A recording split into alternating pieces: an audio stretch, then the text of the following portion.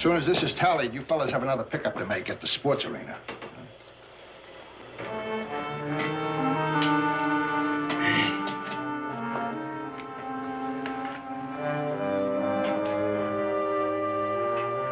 I keep my mind on business, Ralph. If those figures don't jibe, Mr. Dyer's going to keep us all here till midnight. Oh, yeah. I guess I'd like a cup of coffee.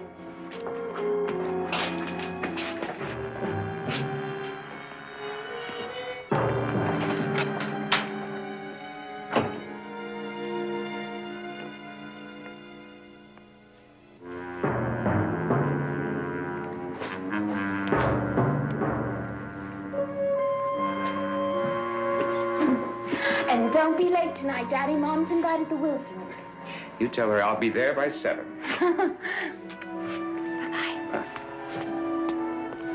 Hi, Miss Longacre. How are you? Oh, hi. How's it going, Robert? It's Ralph.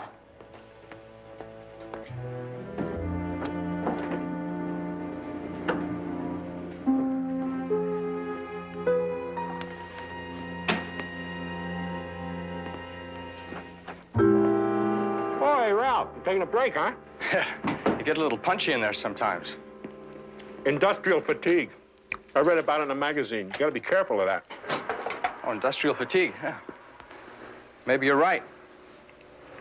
Yeah, the way I see it, counting money all day long is like tightening the same bolt on an assembly line. The monotony could crack a guy up, you know what I mean? Sounds like maybe you ought to talk to the boss for us about getting more vacation time.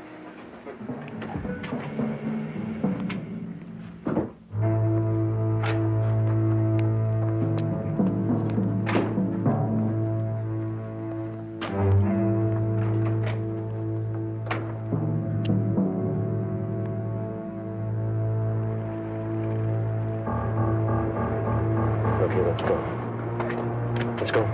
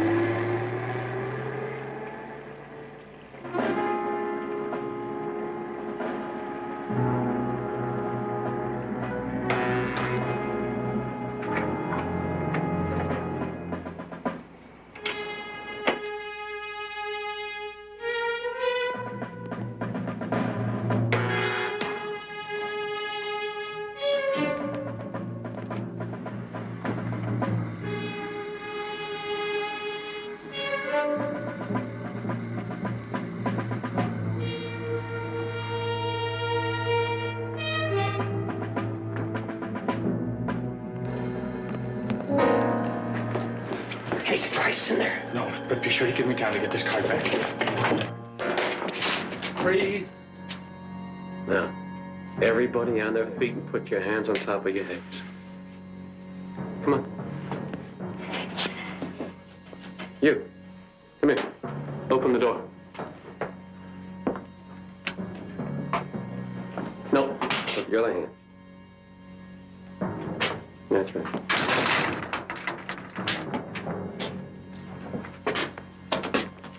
Come here.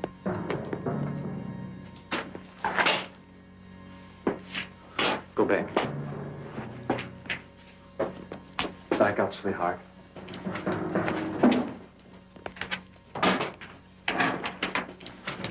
You, fill up this bag. With the bags.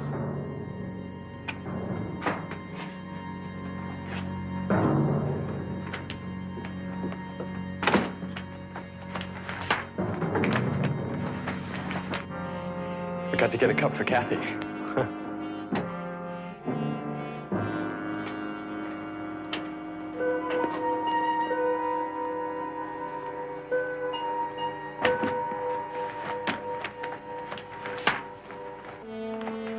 You! Silent alarm. Let's get out of here. Anybody makes a move after us, is dead. Wait for me. There's They'll change some plans, kid. You're gonna get your cut right now.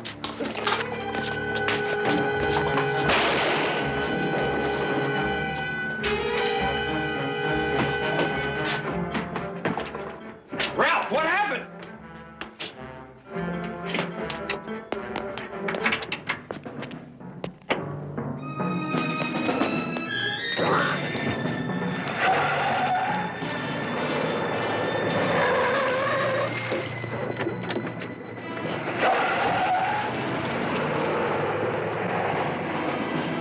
And did anyone call the police? One of my men's doing it. There were two of them, Mr. Longacre.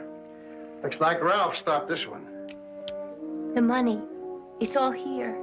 You took a terrible chance, Ralph, going after an armed man. You mean you did this? He sure did. Ralph's a real hero.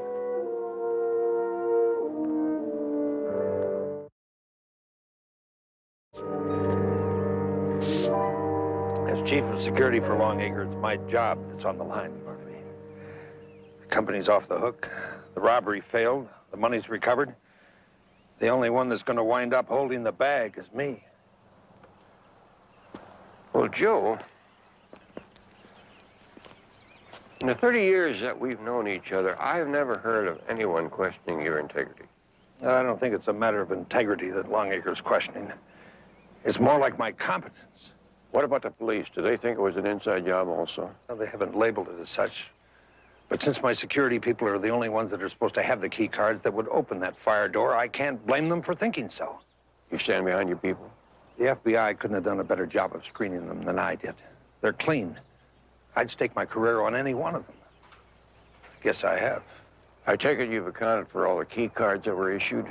Well, they're signed out when a man comes on duty. They're signed in when they go off. Nevertheless, it would be a simple matter for somebody to slip one out during the day and get a duplicate made. Well, that's a possibility, Barnaby. But I'm hoping that you can dig up some information pointing away from any of my men. What about Mr. Longacre? Is he going to mind having a private detective snooping around? Well, frankly, yes. But he doesn't want his board of directors wagging a finger at him in case it turns out that everybody but me has been on the wrong track. How about it, Barnaby? Would you look into it? I think you already know the answer to that, Joe. I'll give you a call later.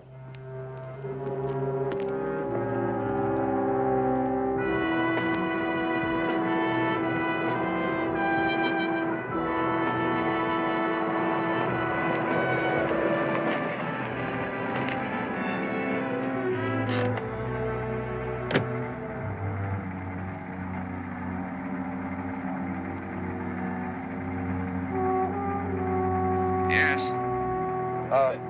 Ralph Alcott, sir. You invited me over this afternoon? Drive on up, Ralph.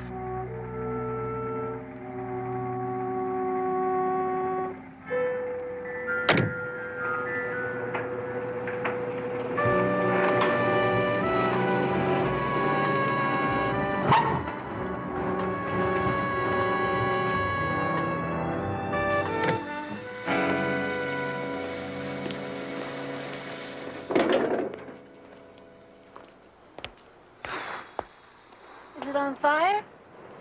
Oh, hello. No, it's one of those hoses. Probably the radiator, too.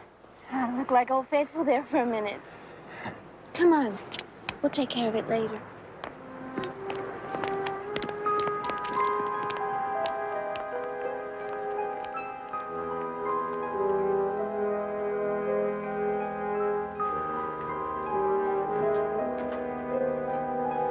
Here he is, Dad. Ralph? Ralph, I'd like you to meet my wife, Nora. Ralph Alcott. Very pleased to meet you, Mrs. Longacre. Ralph, I've been looking forward to it. I bet you've seen all the newspapers. All about one man's courage. It'd be nice if they could make a serum out of it and give a shot to everybody in the country. Wouldn't it, though? Well, Dad, aren't you going to tell him? Give me a chance. Ralph, you probably know there's been an opening for some time now for a new assistant to the chief accountant. It's yours, Ralph. Dad's promoting you for what you did. Oh, hey, wait a minute. That is the trouble with women. You know, they will never let you tell a punchline. There'll be a raise in it for you, too. There. At least I got that in.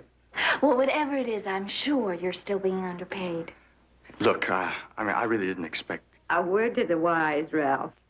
Never give Martin a chance to change his mind. They're always ganging up on me. Chris, maybe Ralph would like a drink before lunch? Oh, I'd better do something about my car. Oh, don't worry about it. Dad, you can have someone take care of Ralph's car, can't you? One of the hoses broke or something. Oh, no problem. Andy's coming over from the motor pool. He can fix yours just as well as mine. How about some tennis after lunch? Oh, I'm afraid I'm not very good. Seems like a nice young man, doesn't he? It's funny. You know, he's worked for me for over 2 years. I hardly ever took notice of him before.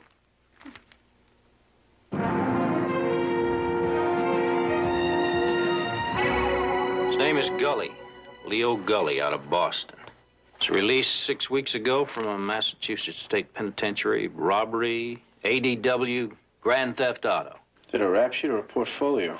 Sounds like you came west looking for greener pastures. What about the man who got away?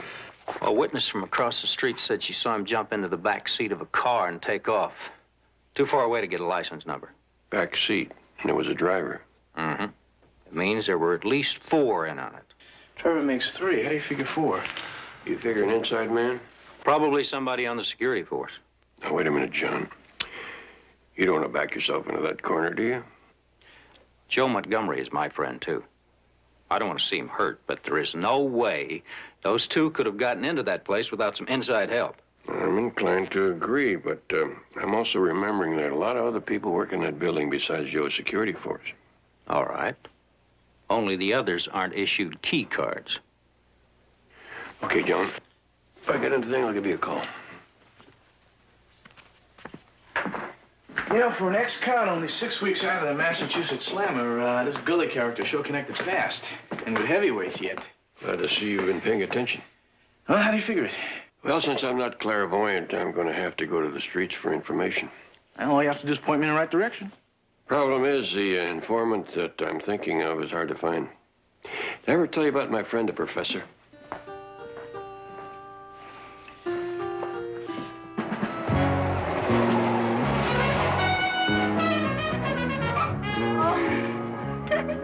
So Pete told Lois she better stick her head out of that ivory tower of hers and see what's going on in the world.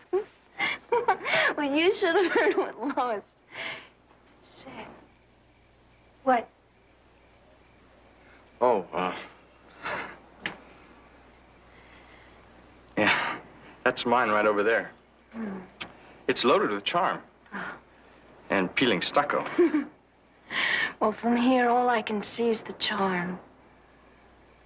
Inside, it's even worse. I'd ask you in, but, Well, it's been a long day, Ralph. A nice day. Maybe we better say goodnight. yeah. I guess we just did meet, didn't we? Uh-huh. I have been noticing you for a long time, though. Well, where was I during all that? Not noticing me. Calling me, Robert. Robert. I'm sorry. No, don't be. I like Robert better. Okay, Robert. Well, thanks for the lift home and everything. When you get your car fixed, you can do the same for me one day. Well, good night, Robert. Sleep well.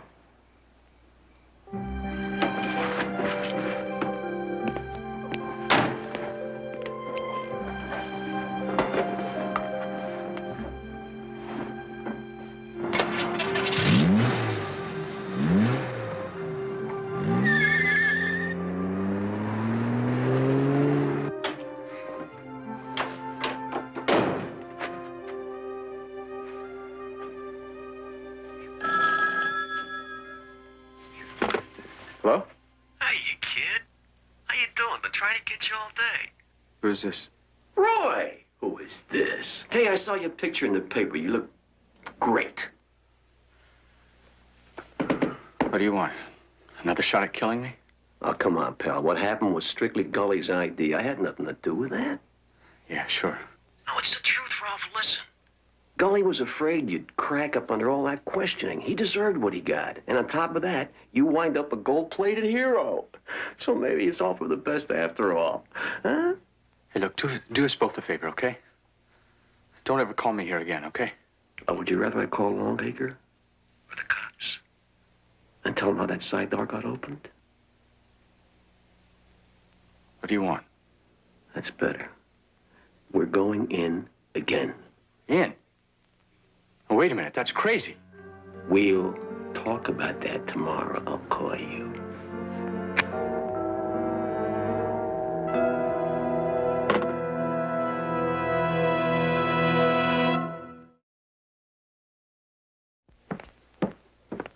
Good morning, Mr. Longacre. Joe? Mr. Longacre, this is the private investigator, Barnaby Jones. Oh, yes, Mr. Jones. How do you do? I'm putting out a memo to have all of our people cooperate in every way possible. Well, thank you very much. In my business, sometimes cooperation is as good as a clue. It's terrible to think that one of my own people could have been involved in this. But if that is the case, then we've certainly got to know. For everyone's sake. If you heard a funny noise, that was my pension going down the drain. Kathy, you mind if I check your totals? I'm really very happy for you, Ralph. Hey, listen, you deserve much more credit than you've been given. Pushing that alarm button like you did. Ralph, see a minute? Sure. Barnaby Jones, Ralph Olcott. Ralph, my pleasure. Heard a lot about you. Barnaby's a private detective looking into the robbery. Oh, more questions? If you don't mind. I read the police report, but I always like to get some of the facts myself. Well, there's not much I can tell you about the robbery. I wasn't there. To the company's great good fortune, as it turned out. I just came out of the lunchroom and I looked and I saw these two masked men. At the elevator, you said? Yeah. And then one of them came at me. That's the part that puzzles me. Why, when they had a chance for a clean getaway, did Gully, that's the man you shot, chase you so far out of his way? Because he figured I could recognize him, I guess. Well, how could you recognize either of them if they had their masks on? Oh, sure. You're right. They had their masks off. Both of them? Then you must have gotten a look at Gully's partner. You didn't tell that to the police. No, this Gully had his mask off, not the other one. Well, if you got it all sorted out, Ralph, are you sure? Look, Mr. Jones, I'll level with you. I've been in a fog ever since this thing happened. They tell me I'm a hero, but the truth is I'm not. I hardly even remember shooting this guy, much less the details leading up to it. That's understandable, Ralph. Thank you very much.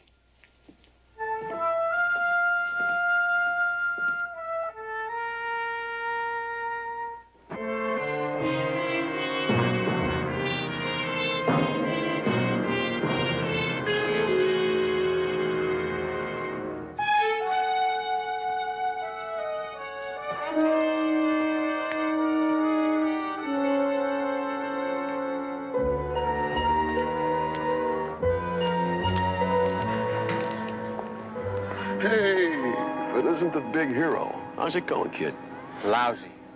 Ever since I let you tuck me into this mess. It didn't take much talking, remember? We checked you out real good before we ever made a move on you. You said you hated the job, you wanted to shake loose, make a score. Now it's all still there. Yeah, but robbing Longacres again is dumb. Ralph, that's the beauty of it. They won't be expecting us. Us? Gully's dead. What do you mean, us? Easy. Nobody's asking you to do anything different. They already got another guy. The only thing we got to worry about is when. No. One thing I'm not going to do. I'm not going to risk getting a hold of another key card. Now, that's for sure. What about hitting the loading dock before they put the money inside and when there are no other trucks around? For crying out loud, I don't have that kind of information. Get it? They trust you. I've been reading about your promotion. So find a way and get it. And if I don't, what are you going to do? Turn me in? Well, that works the other way around, too, you know. Except for one thing, Turkey. I got lots of friends and lots of places to hide. I can keep running forever. But how about you? You really want to give up this good life you're into now? It's nice, isn't it?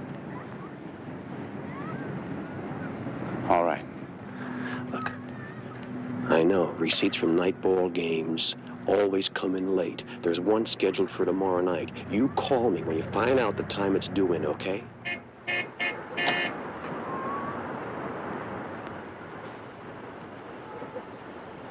Okay, just get away from me. Get out of here. I'll be at the Ruxton Hotel Room 218, waiting for your call.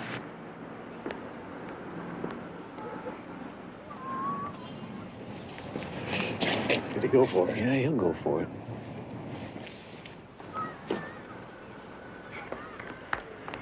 What are you doing here? A girl named Kathy at the office said she saw you headed this way for lunch.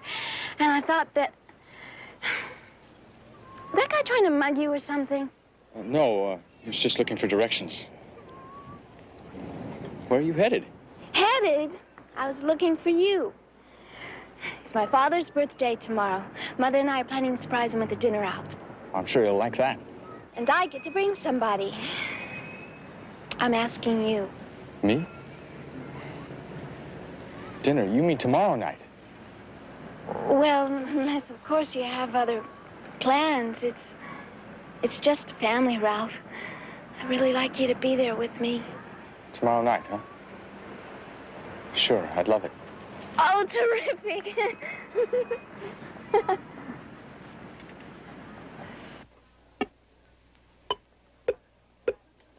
Can't do any better than that. Well, thank you, my good man. And do call again. See, Barnaby, I told you I could find the professor. Barnaby, I've been looking forward to your visit. How about 5 again, son? You're on. Take the pilot's seat. Professor, don't you know it's against the law to gamble? But gambling holds none of the hazards of breaking the unwritten law against snitching on bad dudes. Like the late Mr. Gully and his friends. In some cases, snitching on bad dudes is good for the soul as well as the pocketbook. If you think throwing the point will lull me, you're mistaken. Listen, I was weaned in pool rooms. I'm not gonna get hustled over one of these things. Gully and his friends, what do you got? Well, at the moment, only scorn. For a name and address, what would it take to overcome your understandable repugnance? Great number of toll calls, if you follow my meaning. You know, false confidence is going to trip you up every time. If you're asking, would I pick up the phone bill, how about a couple of long ones? Would that cover it? Quite nicely. One now and the rest when the information is forthcoming. You know, I'm going to tell you a little secret, son. Half my opponents claim they were weaned in the pool room. This is the age of computers.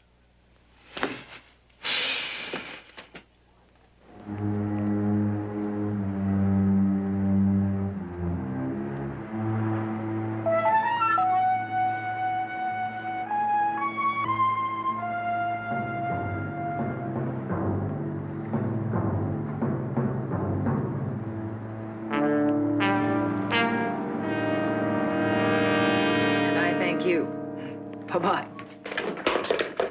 Oh, you might as well turn around and head right back out again. That was the professor. He come up with something?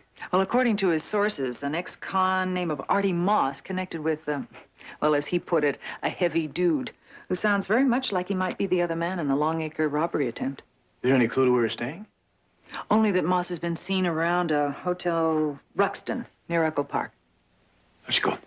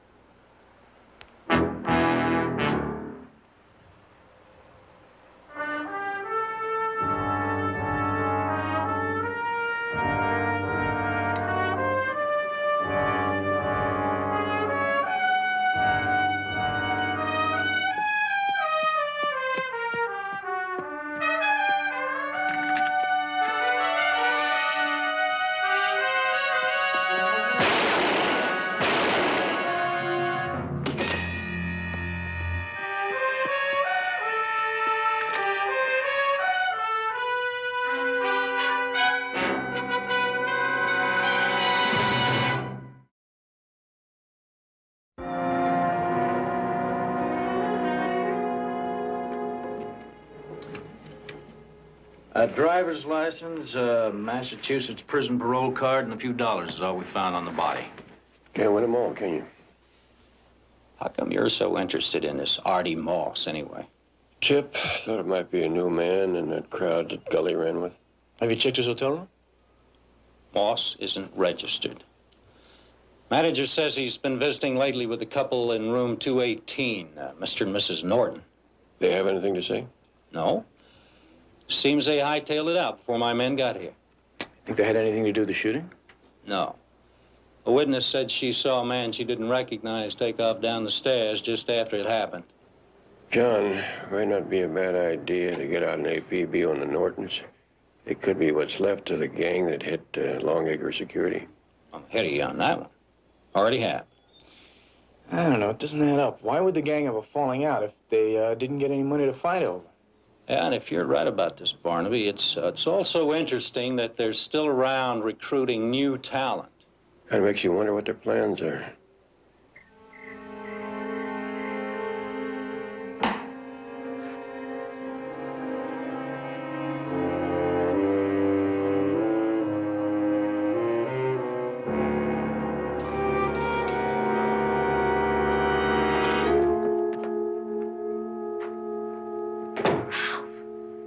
How did you get in here? Keys to your car. It was fixed, so I thought I'd drive it over.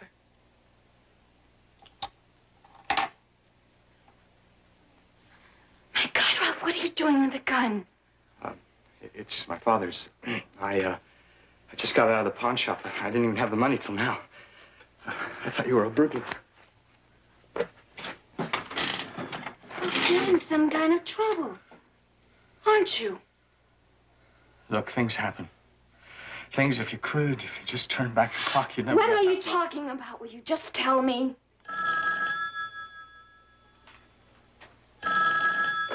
Hello? You know what I'm gonna do to you, you slob? I'm gonna make oatmeal out of your brains. I don't care what you say to me. You can't scare me anymore. Not anymore. Yeah, I know, you're a hero. So I'm gonna do you a favor. You're gonna stay alive, hero, if you tell me what time they're gonna make that night money delivery. I'm warning you, get off my back. I got a gun. You try anything, I'll use it.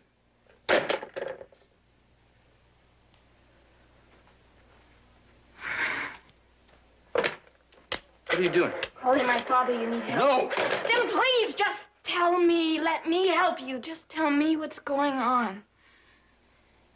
Please.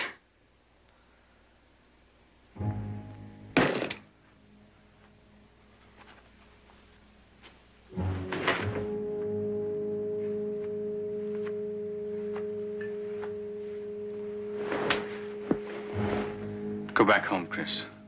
Go on back to your nice, clean, pretty world. I like you. I like you very much. You're not going to turn me away.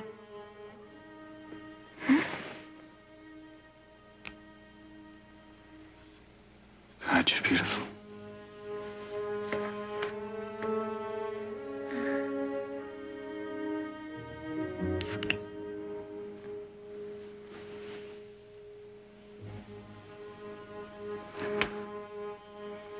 Please. Does it have something to do with that robbery you stopped?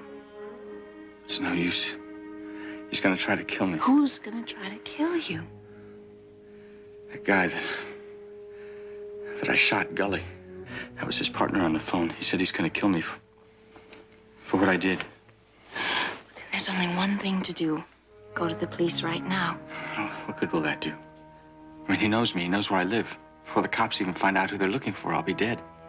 Well, what about that private detective my father hired, Mr. Jones? Huh? You're gonna stay at our house tonight. I'll have Daddy call him first thing in the morning. Please.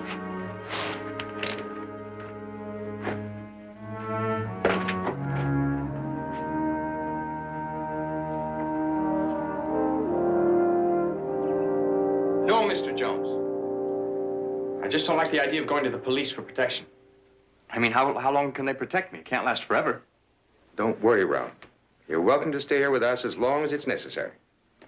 Puzzling that a thief would risk his own safety for revenge like this. Yeah, you would think he'd do himself a lot more good just by cooling it somewhere. Or maybe this Gully was his relative or something. I think that's worth looking into, don't you, Mr. Jones? Yes, there's something else I want to check out. Bill Hummel, the security guard, is he on duty today? I believe so. But you've already talked to him, haven't you? I've talked to everybody, and I left with one fact, that in addition to Ralph, Hummel was the only other person who was alone at the time of the robbery. I'd like to know more about this myself. I'll go with you. Ralph, you'd probably be safer in a crowd. Why don't you come along?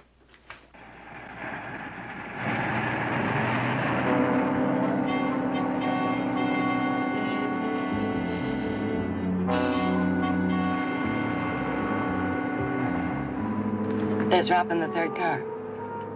But I don't see the girl. The Longacre's with him, too. That's perfect. You wait 10 minutes, then you make the call.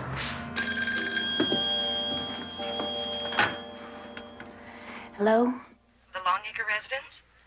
Yes? This is the police dispatcher, Dwyer Division. Our unit is just radioed a 640 traffic accident at Sunset Willoughby. Oh, no, an accident? One of the victims, Martin Longacre, has been injured and is being rushed to Central Receiving Hospital. He's asking for Chris. Okay, I'll be right there.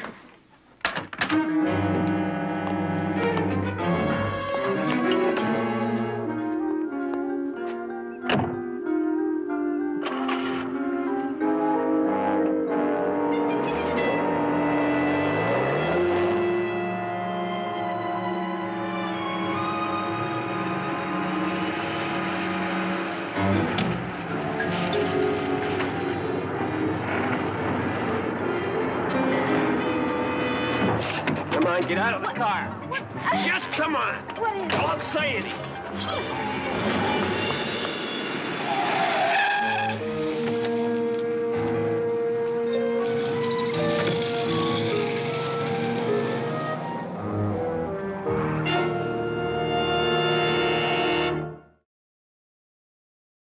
Damn it, Barnaby, we've been over all this ground before. Joe, it was your idea to hire the private detective and let him do his job. Sure, Mr. Jones, I was alone. Well, he's got a right to ask. All right. You figure that all this is tied in with Bill's key card? It's the only car that hasn't been accounted for at the time of the robbery. Excuse me, Mr. Longacre. Your secretary's holding a call for you. Tell her to take a number. It's some man calling about Chris. Says it's urgent. I'll be right back. Excuse me. Mr. Hummel, you said that you keep your card in your jacket at all times. Yes, sir. Right here. It's always with me. When you're using the washroom to clean up, you probably take it off then. Well, no, I usually push back my sleeves. I never take it off except... Except when? Except when I'm eating. You weren't wearing it when you're having lunch? No, I never do. I don't want to get any stains on it, you know? Well, where do you usually keep it at that time? Right there on the hanger. With your back to it? It's the ball game. Well, anybody could have lifted it. Well, not just anybody. It would have to be a certain anybody who made 2 trips. That's right. Second time to return the card. Well, let me see. Joe, you were in and out a couple of times. And one of the girls, I can't remember which one. And Ralph, you came back to get Kathy a cup of coffee. Coffee for me? Sure. Right about at the time those guys hit the place. Huh, Ralph? Sure. But don't you remember? No, not really. But if you say so.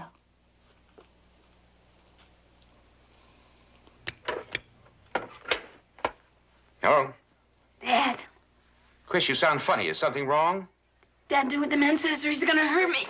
Chris? Chris? Longacre, you have any doubt that was your daughter?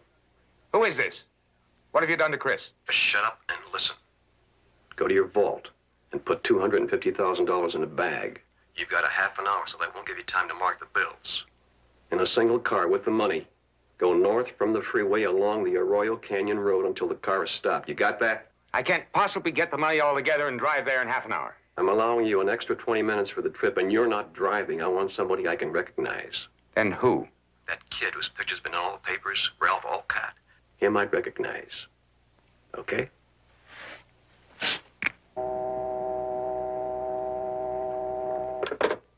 Hey, Andy, listen, make sure that thing doesn't lock on me, huh? Looks okay. You sure you're gonna fit in that trunk? Well, there shouldn't be any problem. You think Ralph Walcott's the inside man, huh? Sure beginning to look that way, but we got no definite proof to go on. That's the reason he's not gonna know you're in the back. Barnaby. How many speed laws did you break getting here? Well, I stopped counting halfway here. Here are your walkie-talkies. New batteries and all. Now, Jedediah, ground rules. No heroics. Just keep sending locations. That's all. You understand? You're the boss. Just remember that these things don't carry very far. I'll be within your range.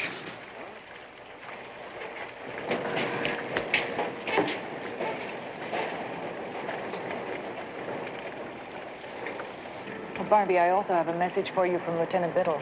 They found latent prints at that hotel belonging to a Roy Swain, an ex-con and parole violator. What did this Swain serve time for? Armed robbery. Before that, extortion and attempted murder. It's all here. Now, Mr. Longacre, before we start, I want to advise you once again. No. No police. Now, the company has my personal check for the money. It's nobody's business but mine, and until I get Chris back safely, the police stay out. Your daughter comes first, that's for sure. But the man who did the kidnapping and the one who is threatening you, Ralph, I believe is one and the same. Yes, I know.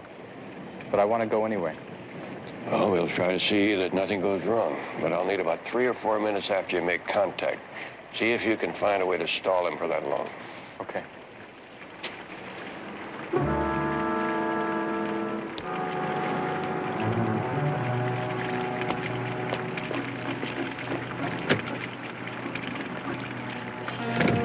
Mr. Jones.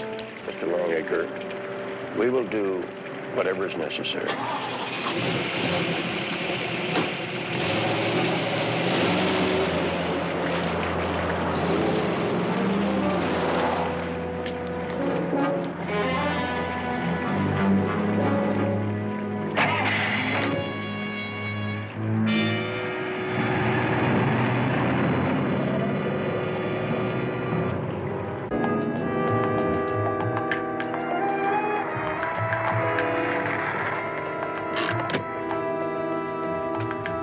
Barnaby, we just stopped. I can't see much, though.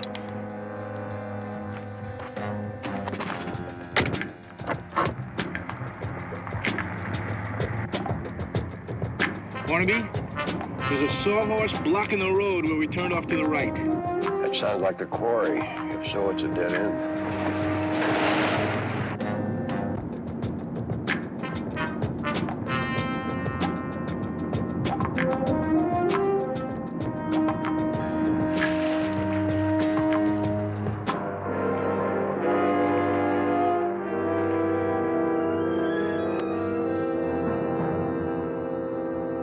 The road's bottomed out. I get the feeling we're gonna stop. I'm moving in, JR. Find a phone, call Lieutenant Biddle.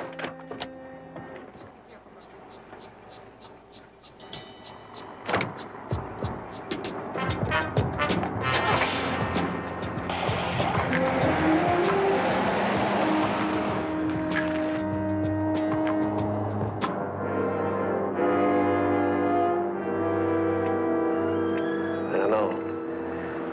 You must pay something for that jerk to commit suicide over.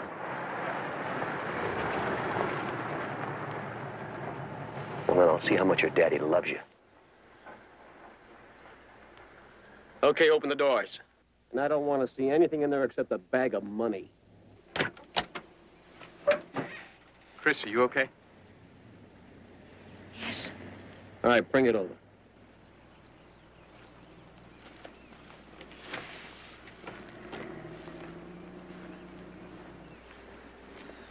I want to talk first. About what? You know, this is chicken feed compared to what's still in Longacre's vault.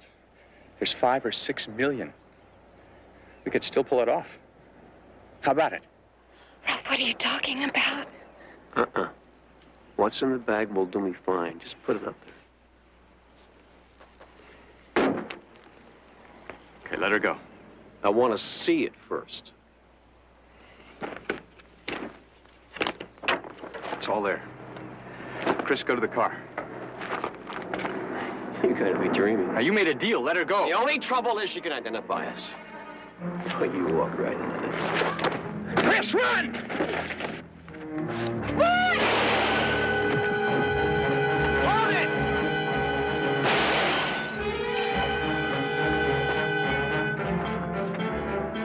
Hey!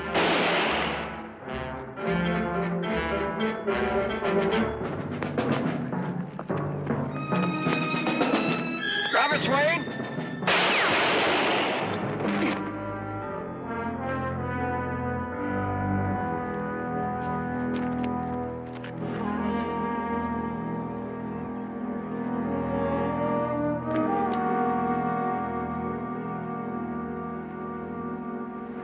Where's that ambulance, anyway?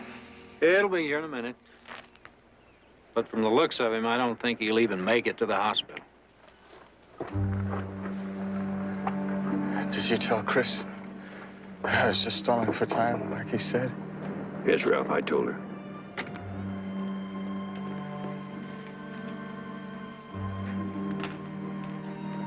Ralph, You all right, Chris? thanks to you. I don't know what they told you, but I just wanted to know. Don't try and talk now. I won't have another chance. Sure you will. You'll be out of the hospital in no time. Just wish we could have met before all this. So do I.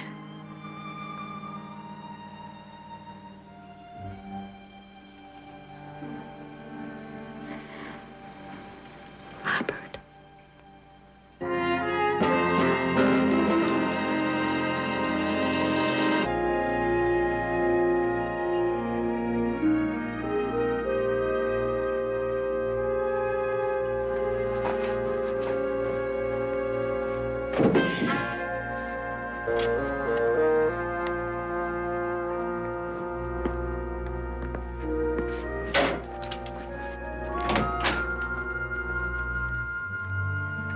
Julie.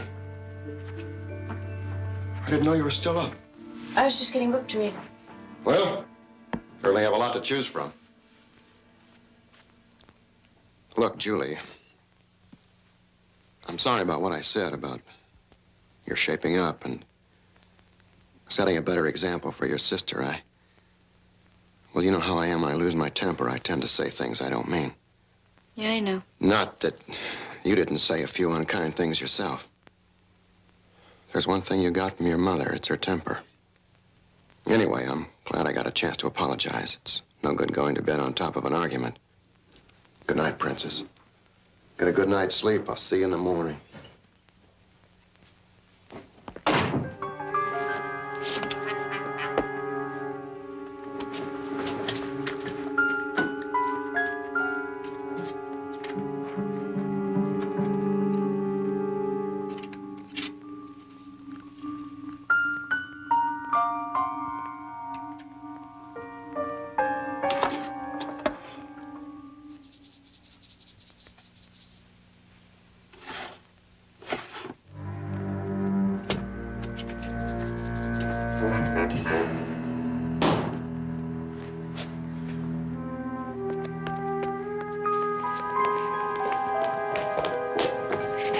Any trouble? No, not really.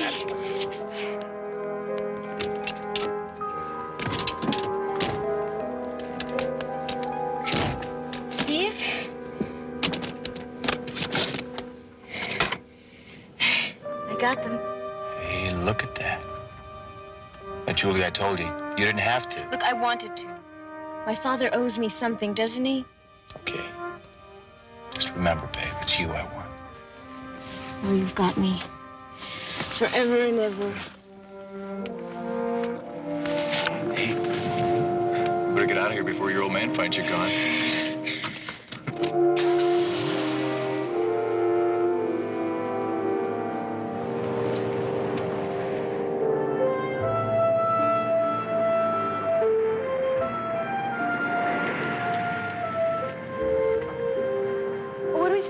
for? Oh, my car's inside with all my stuff in it. I don't want to leave it behind in case they start checking on it.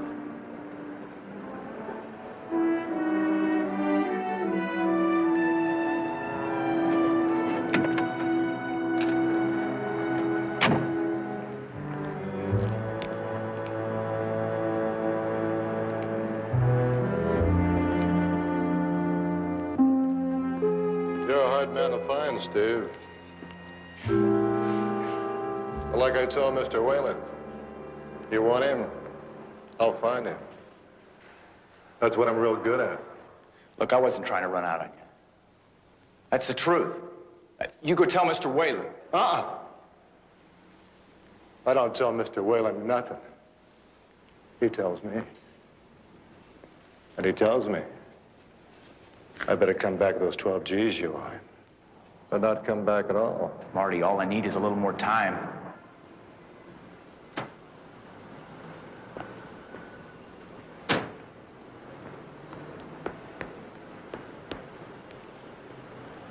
What's a few more hours, huh? A few more hours, I promise. Your promises won't buy garbage. This time it's different.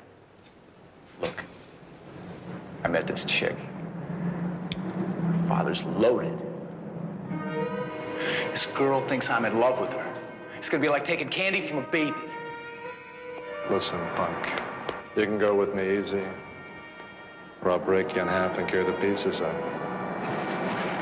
It's all up to you.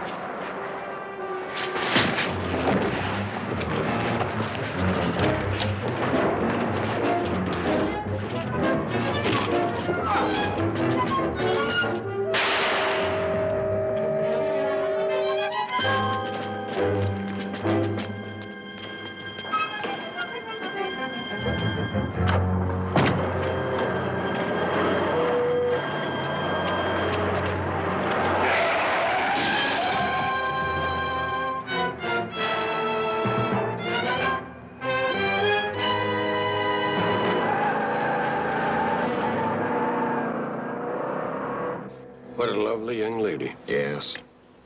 Fortunately, both my daughters got their mother's looks. She died just over a year ago. Oh, I'm sorry to hear that. You say that Julie had run away before. Just after my wife's death. She and her mother are always very close, so I'm sure that had a lot to do with it. Plus my efforts at trying to raise a headstrong young teenager. How did you handle it that time? Dad called the cops. They found her eventually and brought her home, of course. I tried talking to her about it, but ended up in an argument. She said I didn't understand her because I was away so much. Is that true? Yes, I'm afraid so. My business takes me all over the world. That's just the way it is. Why didn't you call the police this time? Well, Julie turned 18 a few months ago. She's no longer a child. I must say I'm more worried about her this time than I've ever been before. On account of the jewelry? Well, she found out where I kept the combination to the safe. I don't give a damn about the jewelry. Belonged to her mother. I was going to give it to her anyway when she turned 21, but the fact that she took it, it's not like her to steal. How much jewelry was there? I think the insurance value is about $60,000. Yeah, that is quite a bit for a young lady to be carrying with her. Well, I'm afraid somebody else might think so, too. Do you have any close friends that you might have gone to? Mr. Jones, I would be the last one to know about Julie's friends. How about you, Melinda? Well, Julie doesn't have a lot of friends, except for me, but I'm her sister. Hey, wait. There was this one girl. Julie had her over a couple of times to swim. She seemed to like her a lot. You recall her name? Gloria. Gloria Hanley. She works at that health club Julie started going to when she went on that diet. What's the name of the club? Jupiter. It's that big one on Wilshire.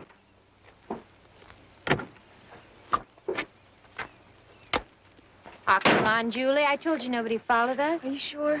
Yes, I'm sure. You're not going to tell anybody where I am, are you? Not even if they torture me. Welcome to the Garden of Elysium. I'm Brother Love, and this is my assistant, Sister Felicity. I'm the person... No, please, don't tell me. You're the young lady who called about a friend. And you're that friend, desiring a place of peace and tranquility. How did you know which one of The us? mind is nothing more than a transmitter of emotion, sending out vibrations of love, hate, anger, joy. Over the years, I've trained myself to receive these vibrations, interpret them, change those that need changing, and then return them to the sender, thus giving birth to a more positive and happy life force. My vibrations? Sadness, much confusion, a bundle of nerves ready to explode. Now, don't worry. You've come to the right place. The very name Elysium means the ideal state of happiness. Brother Love, I only heard about your retreat from a friend of a friend, but I understand there is some kind of charge. Yes, I'm afraid even pure air costs money these days, but I assure you it's nothing more than the heart force is willing to give. Sister? You said on the phone you'd be needing a ride back to town? Yes. Brother Free, Yes. would you mind giving this young lady a ride back to L.A.? Not at all. Well, take care of yourself, Julie, and if you need anything, call me. Thank you so much. Sister Felicity, if you'll be good enough to show Julie to the House of Hope, I'll take these bags. I'll take this one, thank you. Of course. Sister dear, perhaps we'd better give our new guest something to help her relax. Well, no drugs. I'm not into that. Julie, we have no drugs here, no drugs at all. Only nature's medicine. You mustn't worry.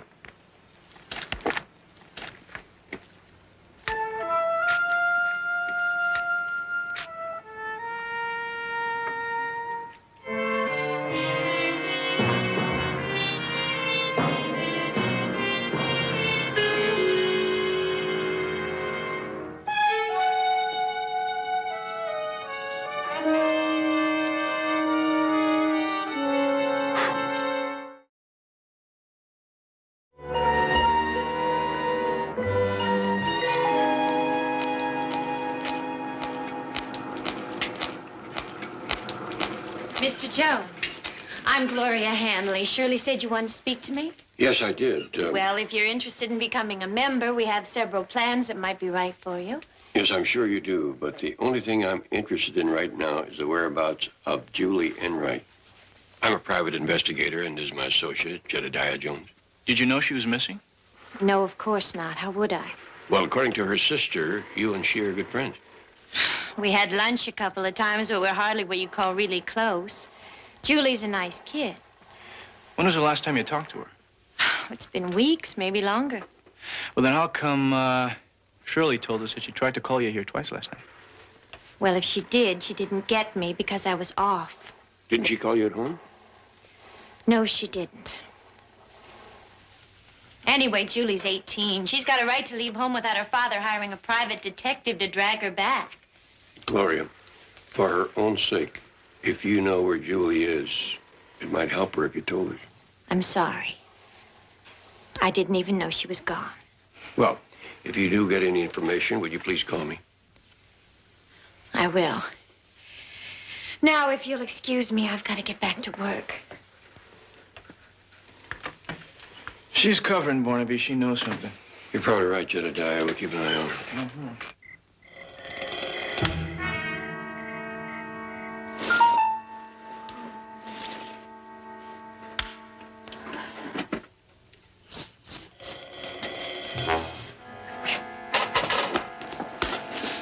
What if she wakes up?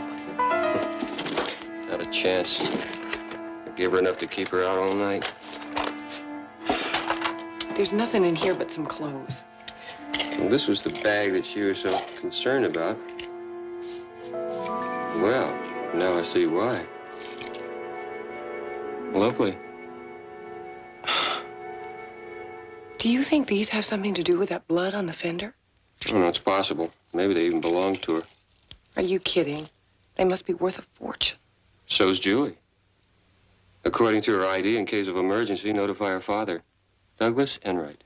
Is he somebody? Just a man worth millions. No. No. I didn't mean to kill him. Oh, no, I didn't mean to. Sister dear, get the tape recorder. Bring it here. I believe we found ourselves the goose that lays the golden egg.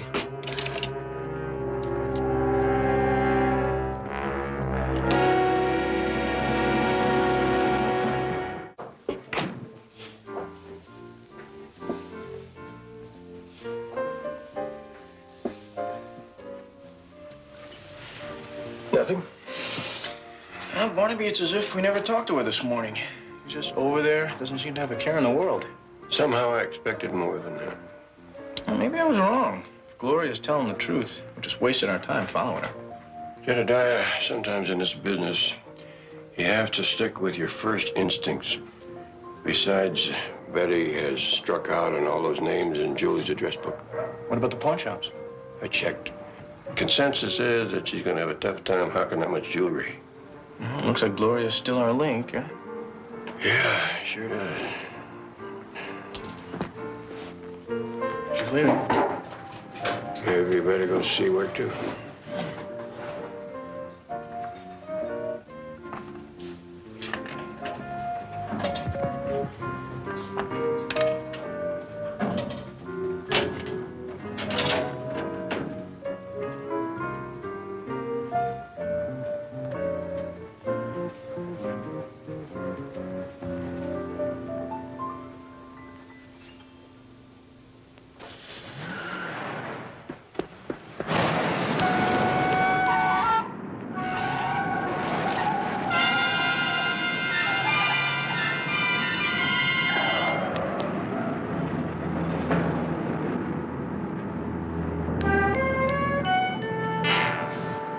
Keep driving nice and easy. Steve, what are you doing here? Where's Julie? How should I know? You're her best friend. She trusts you. I don't know where she is. You're lying. Honest, Steve. A private detective came by today asking the same thing. Did he ask about me? No. I told him I hadn't seen her in about a month. That's the truth, Steve. It better be. Or you're gonna be real sorry. What's this all about? Never mind. You hear from her, I want to know about it right away. Understand? Of course. Oh, sure, I know her. That's Julie. Oh, a real sweet girl. Kind of lost and lonely, though. Did she ever come in here with a boyfriend? You know, the secret of the success of this business is that I am deaf, dumb, and blind. Sadie, it's very important that we find her. Well, she was seeing a guy by the name of Steve Benter. With any luck at all, it won't last very long. Why? What kind of a guy is he? You heard of Mr. Right? Steve was Mr. Wrong. I bet he owes every gambler in this town. You know what I mean? When was the last time you saw him? Earlier this evening, as a matter of fact. Came in here looking for Julie. Very, very anxious to find her. Did he mention why? No. And I didn't ask. Sadie, you happen to know where Benter lives? He moves around a lot. Like I said, he's a real winner. Well, thank you very much.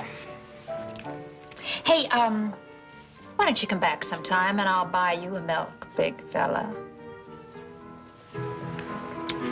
Sounds like an idea. Okay, what next, big fella? Well, gamblers have to place bets now and then. I think it's time we interviewed some bookies.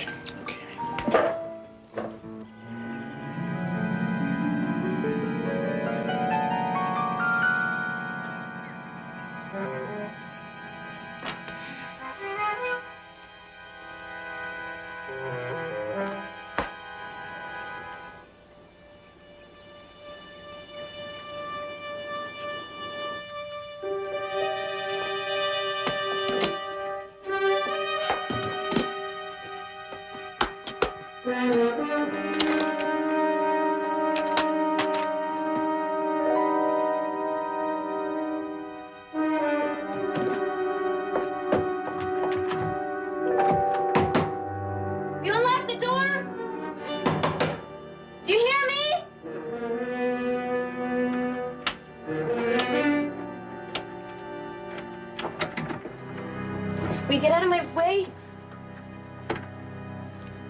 You let me out of here. Did you hear me? I want to speak to Brother Love. Sufficient rest is essential. That'll be all, brother. What did you do with my jewelry? We believe that worldly possessions such as jewels can only stand in the way of true peace. Will and you come happiness. on? That's why I've taken them from You mean stolen them from me? If you wish. That's the way you want to see it. That's the way you got them in the first place, isn't it? From your father's safe? How? Why do you think that? I know a lot about you, Julie. Like what happened at the garage the other night, how you ran over a man and killed him. And I've got it all right here in your own sweet voice. How? Under sedation, people do give away their secrets. What are you going to do with that? You're a very lovely young lady, and you've got a very wealthy father. I think this ought to be worth a large amount of money, considering what might happen to his daughter and his reputation if it should go to the police instead.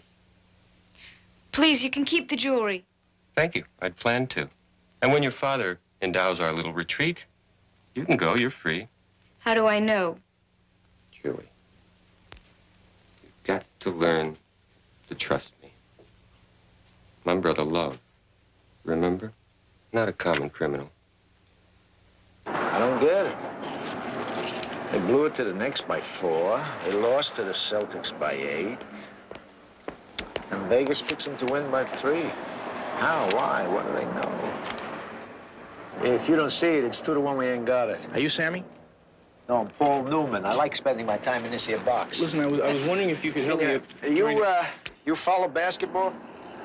Chicago Bulls. It's my hometown. Well, we all got to come from someplace. I don't figure it. Those Vegas people picked the Lakers to win by 3 tonight. Me, I don't see it.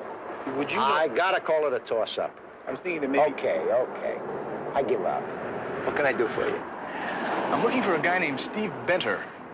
The lost and found department is on the 4th floor. Well, now, I've heard that he places some of his bets with you. Places bets? Yeah. I sell newspapers, magazines. Okay. I'll take one of each. You a cop? No, I'm a guy with a pocket full of markers, all signed by Benter. Join the club. You too, huh? No, not in your life. When I deal with punks like Benter, strictly cash up front. But I hear you're not the only one looking for him. Word is there's some real heavyweights on his tail. You have any idea where I can find him? You want a lifetime subscription?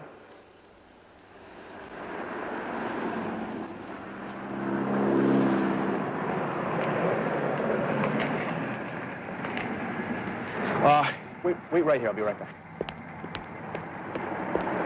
Sure hope you got lucky because I didn't. Barnaby, I almost have it. Give me another 20. 20? I just gave you 50. Yeah, but you wouldn't believe the price of magazines these days. I hope you don't run into a bookie who sells real estate.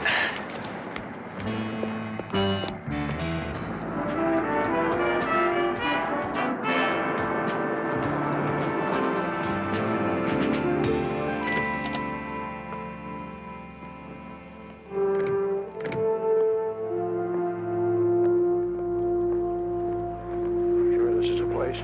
Well, according to Sammy, Benter rents a room on the 2nd floor.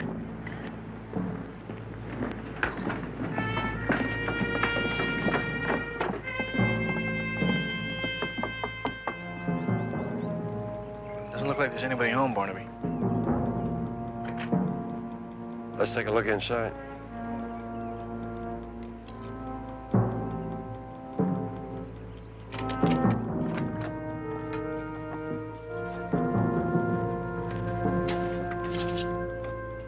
All right, how about if I start in here, boss? Okay.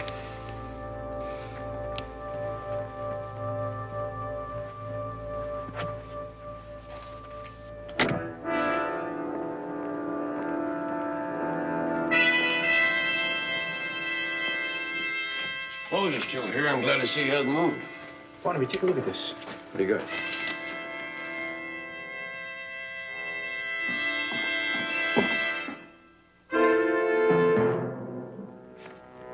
Get down!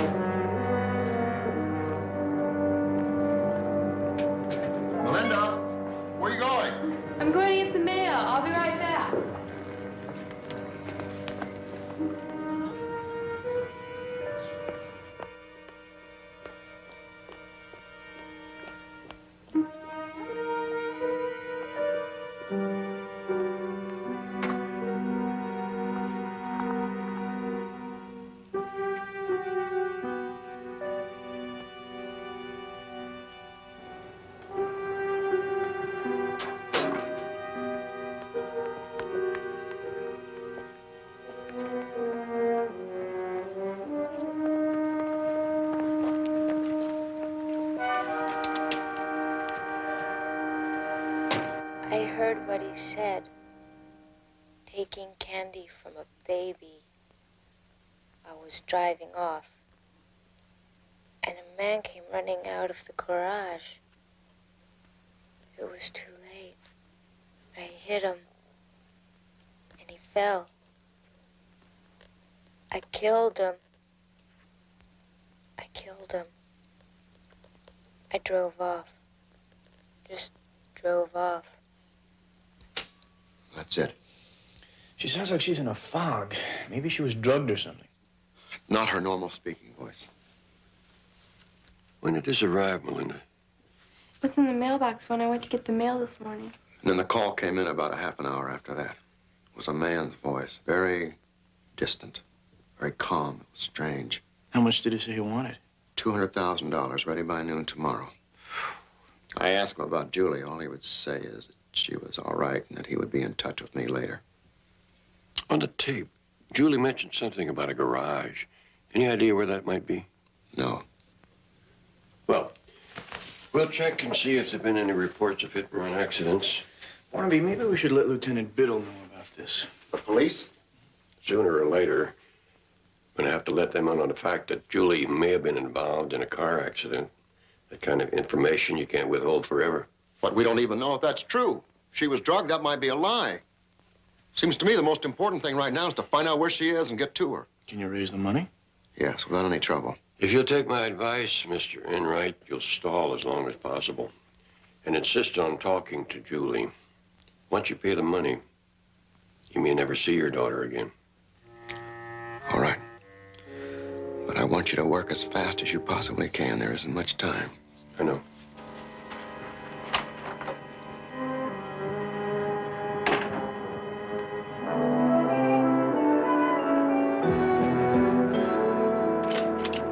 Here we are. Marty Coleman.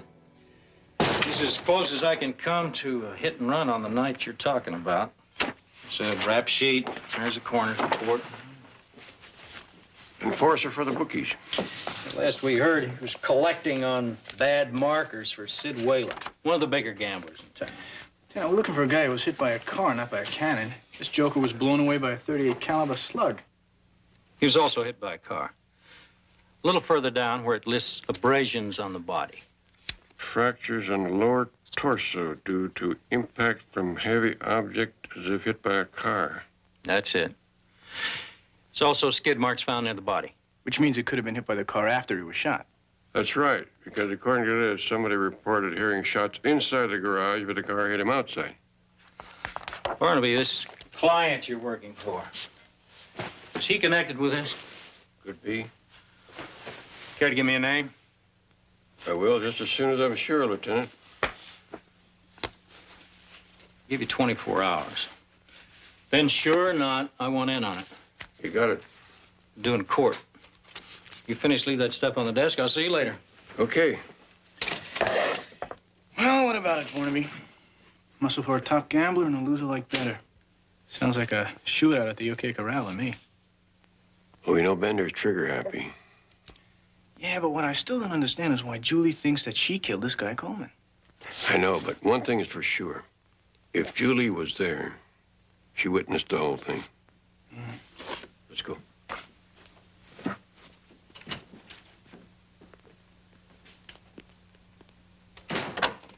I told you, Mr. Jones, I don't know where Julie is. I think you do. Well, you're wrong. Now, if you'll excuse me. Gloria, this is no longer a case of a young lady running away from home. Julie thinks that she killed someone. That's the reason she's hiding out. What do you mean? Look, we don't have all the facts yet, but the night that Julie ran away, she might have hit somebody with her car. A guy named Marty Coleman, who was a collector for a local gambler, only she didn't kill him. He'd already been shot. By who? We have a good hunch it was Steve Benter, Julie's boyfriend. Steve? Yes, that's right. Have you seen him? Yes. He's looking for Julie, too.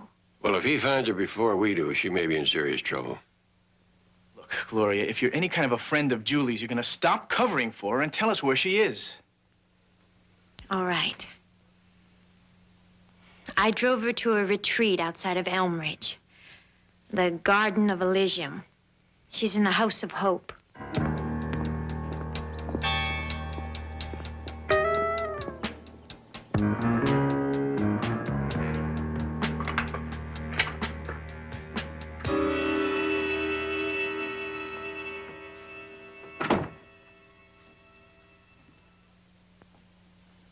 I brought you something to eat. What, bread and water? No. Wild berries, fresh organic vegetables, everything that's good for you. Good for me. Like keeping me locked up here? Just as soon as your father pays the money, Brother Love will let you go. Until then, we'll try to make you as comfortable as possible. Look, even a flower to decorate your table. It's very pretty. Flowers have a way of changing bad vibrations into good ones. No harm done.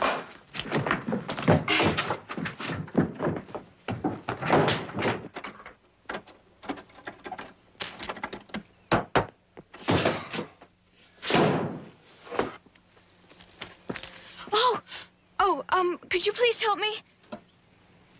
What? I saw you yesterday when I arrived. I had a car. Do you have any idea where they put it?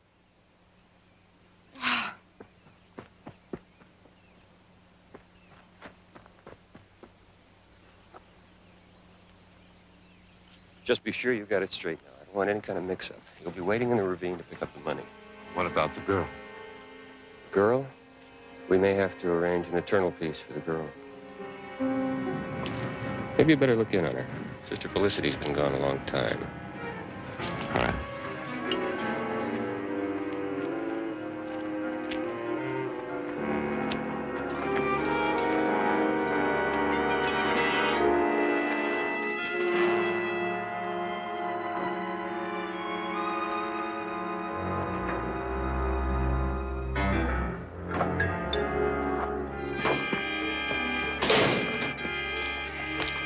Excuse me, could you please give me a ride into town? Oh, I can. The company doesn't like us to pick up riders.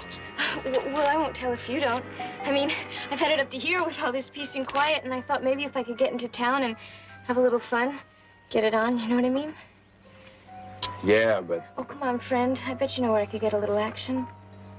Well, I get off in a few hours. Well, then what are we waiting for? Hop in.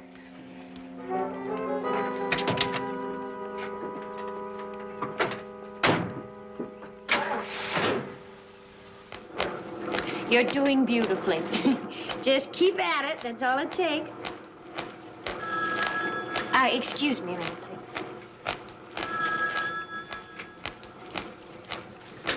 Jupiter Health Club, may I help you? Gloria, this is Julie. Julie, where are you? I ran away. That place was horrible. They were keeping me prisoner. Hey, what? Well, where are you now? I'm in Elmridge, but I don't have my car or anything. I really need help. Can you come and pick me up? Oh, sure. Just a few minutes. There's a park on Laurel and Spring, Grant Park. I'll wait here for you. Grant Park in Elmridge. Okay, I'll see you in about an hour or so. Bye.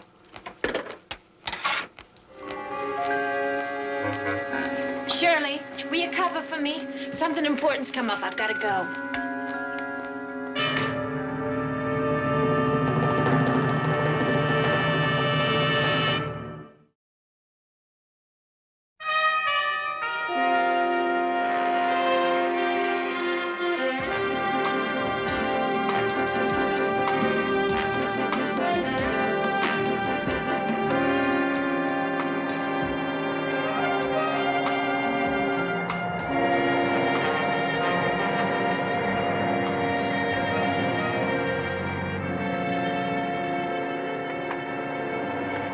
Barnaby, there's one right over there.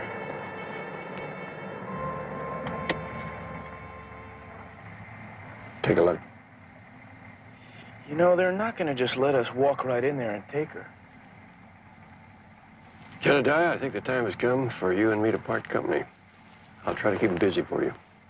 Okay.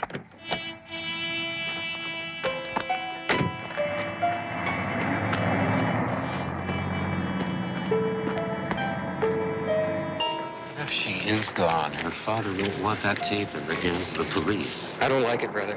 I don't like it at all.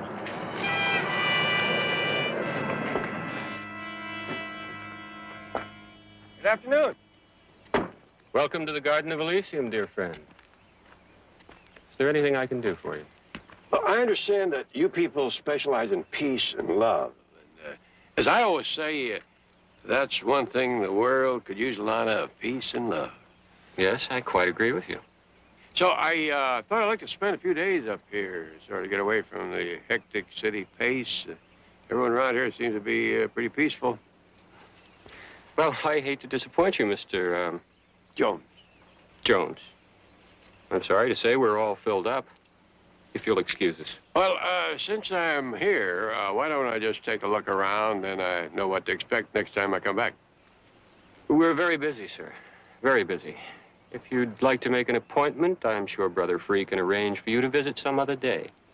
What is that building right over there? That's the Building of Divine Meditation. Is that a fact? And it looks like just an ordinary building.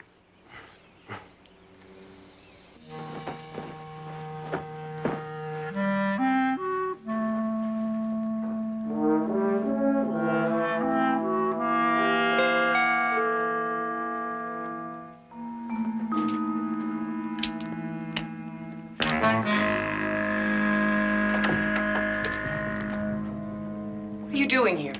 Searching for buried treasure. Where's Julie Enright? I don't know what you're talking about. Come on, I'll explain it. Mr. Jones, I read vibrations better than most men read newspapers, and your vibrations tell me you haven't come here seeking inner peace. I'd like you to leave immediately. I'm not leaving without Julie Enright. I'm a private detective. Enright? Julie Enright? I don't think I've ever heard of her. Have you, Brother Free? No. And I'd say this man is trespassing. Barnaby, I found this in there. With her initials on it.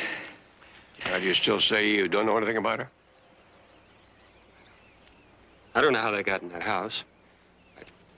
Well, if you'd like to look around, if you'd like to look inside, go ahead. But then I want you both to leave. Are you looking for the girl that was in the House of Hope? Yes, you know where she is. Sarah. Sarah, it's time for your meditation, isn't it? Sarah, it is very important that we find Julie. It could save her life. Life is what it's all about, isn't it, Sarah? She left with Dave. Dave who? He works at a laundry in Elm Ridge.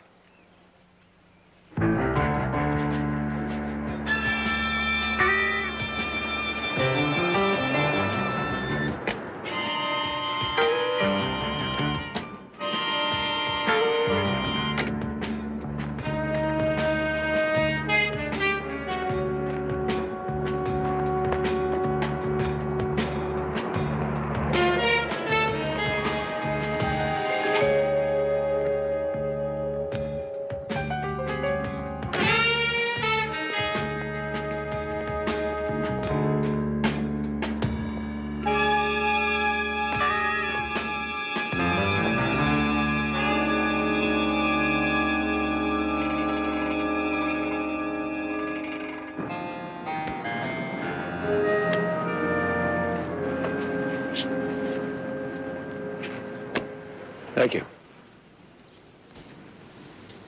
Hi. Your name Dave? Yeah, what about it? I understand you gave a lift to a young lady out of the Garden of Elysium today. No, you made a mistake, mister. Come on, you were seen leaving there with her. Hey, look. They're strict here about giving anyone a lift. I could lose my job for it. Well, don't worry. We're not going to tell anybody, but it's very important that we find her. Okay, so I gave her a ride. She said she was going buggy out there. Wanted to have a little fun. Where'd you leave her? I left her right outside of town. Where outside of town? Hey, look, what's this all about anyway? It's a long story. Where is she? She's waiting for me at the park on Spring.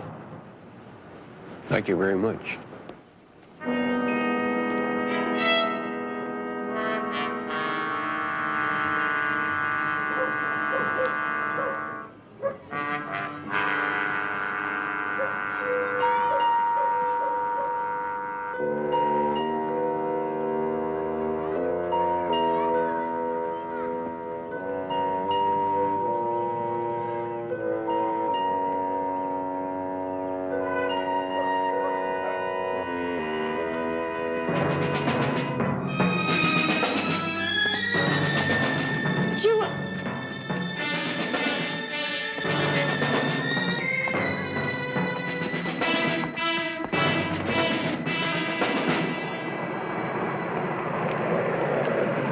Doesn't that look like Venter's car right there? Sure does. Check it out. I'll take a look around.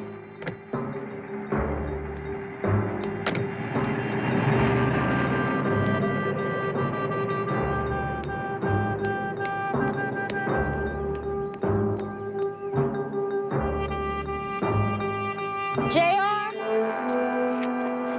Gloria, what are you doing here? It's Steve. He's after Julie. Where are they? He ran off toward those hills. All right, look, Barnaby went that way. See if you can find him. Tell him where I've gone, okay? Okay.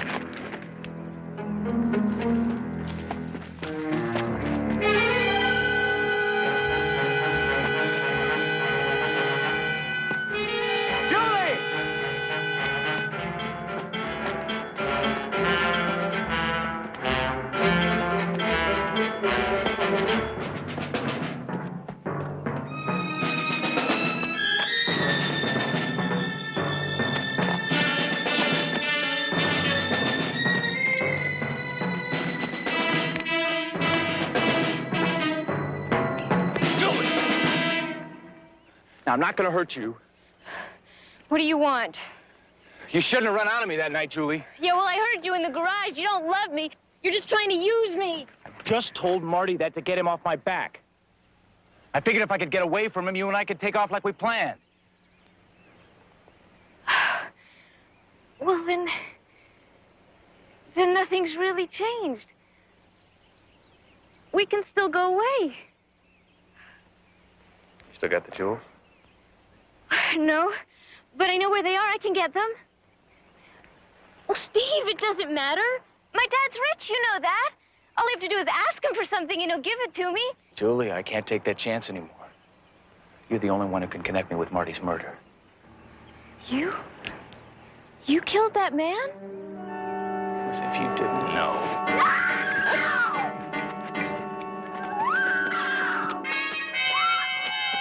Spencer!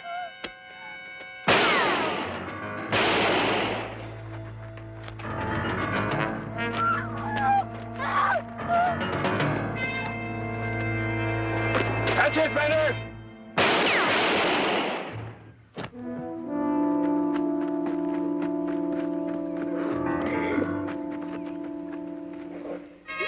Please, whoever you are, I want to go home. Yeah, I think your father would like that, Julie.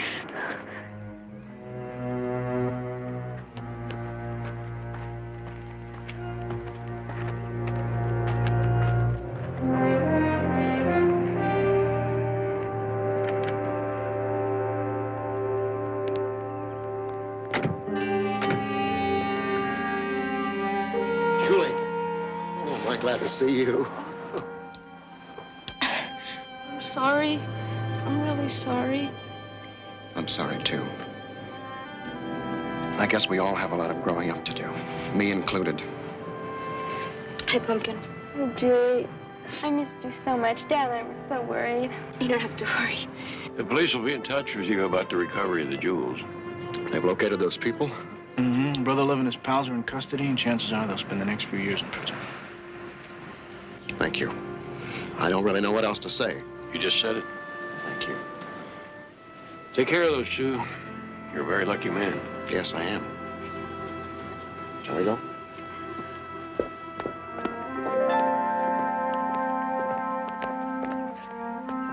You know, Barnaby, JR and I are lucky, too. That's why we've decided to take much better care of you in the future.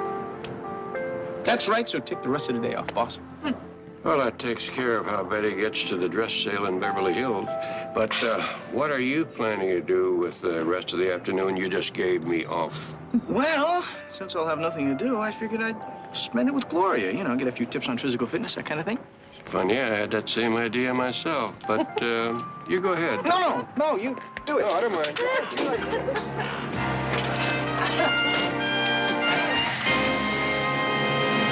Chapter 1. The Burden of the Mint. The afternoon sun filtered through the high, reinforced windows of the Longacre Security Building, casting long, geometric shadows across the polished concrete floor of the main counting room. It was a place where wealth lost its glamour and became nothing more than a heavy, monotonous chore. The air inside smelled faintly of aged paper, ink, and the metallic tang of thousands of coins sliding against one another. Inside the primary cage, Ralph Alcott sat hunched over a heavy mechanical adding machine. His fingers moved with a practiced, almost robotic precision, striking the keys with a rhythmic click-clack that filled the room. To his left sat stacks of green bills, bound neatly in paper bands. To his right, a growing pile of tallies reflected the tireless hours of the afternoon shift. Next to him, a seasoned employee named Ralph Sr. stretched his back, letting out a long, weary sigh that seemed to echo the sentiments of everyone in the room. As soon as this is tallied, you fellas have another pickup to make at the sports arena, Ralph Sr. remarked, his voice carrying the gravelly tone of a man who had watched millions of dollars pass through his hands without ever dreaming of keeping a single dime. Ralph Alcott did not look up from his work. His eyes remained fixed on the long column of numbers before him. "I keep my mind on business, Ralph," he replied smoothly, though there was a subtle undercurrent of tension in his voice that went unnoticed by his companion. "If those figures do not jive, Mr. Dyer is going to keep us all here until midnight." "Oh, yeah," Ralph Sr. agreed, shaking his head as he stood up from his stool. The monotony of the task was beginning to wear down his defenses. "I guess I would like a cup of coffee right about now." Before he could take a step toward the break room, the heavy security door clicked open, and a young woman with a bright smile stepped into the vestibule. It was Kathy, the daughter of one of the senior managers, who frequently stopped by to drop off late receipts or check on the staff. She looked toward Ralph Sr. with a warm, affectionate expression. "And do not be late tonight, Daddy," Kathy said, her voice bringing a rare touch of domestic warmth into the sterile, high-security environment. "Mom has invited the Wilsons over for dinner." Ralph Sr. smiled warmly, his eyes crinkling at the corners. The exhaustion seemed to lift from his shoulders for a brief moment. "You tell her I will be there by 7 o'clock sharp. Bye-bye, sweetheart." As Kathy turned to leave, she passed by the front desk where a quiet, observant young secretary named Linda was organizing the afternoon logs. "Hi, Miss Longacre, how are you?" Linda asked politely. "Oh, hi. How is it going, Robert?" Kathy called out toward the cage, mistakenly using the name she had subconsciously associated with the quiet clerk. Ralph Alcott offered a thin, polite smile from behind the wire mesh. "It is Ralph, actually," he corrected gently, though he did not seem to mind the error. "Boy, Ralph, you're taking a break, huh?"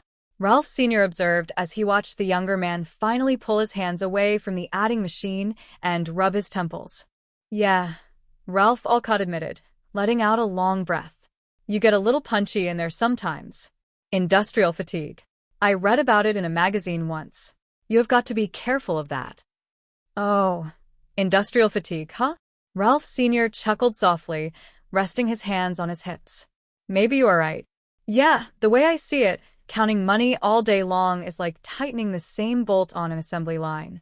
The monotony could crack a guy up, you know what I mean?" Ralph Alcott looked at the towering stacks of cash, his expression unreadable. "Sounds like maybe you ought to talk to the boss for us about getting more vacation time." "Okay, let us go, Ralph Sr. said, gesturing toward the back hallway. "Hey, there's a surprise in there." "No, but be sure to give me time to get this card back," Ralph Alcott muttered, shifting his weight as he stepped out of the cage, his fingers brushing against the heavy security key card tucked into his vest pocket. Suddenly, the heavy silence of the corridor was shattered. The reinforced fire door at the rear of the facility swung open with a violent crash. Two tall figures, their faces completely concealed by dark, heavy masks, burst into the counting room. The air instantly turned freezing cold with tension. One of the intruders brandished a heavy-caliber revolver, his knuckles white against the grip. "Freeze!" the first masked man barked, his voice loud and harsh against the concrete walls.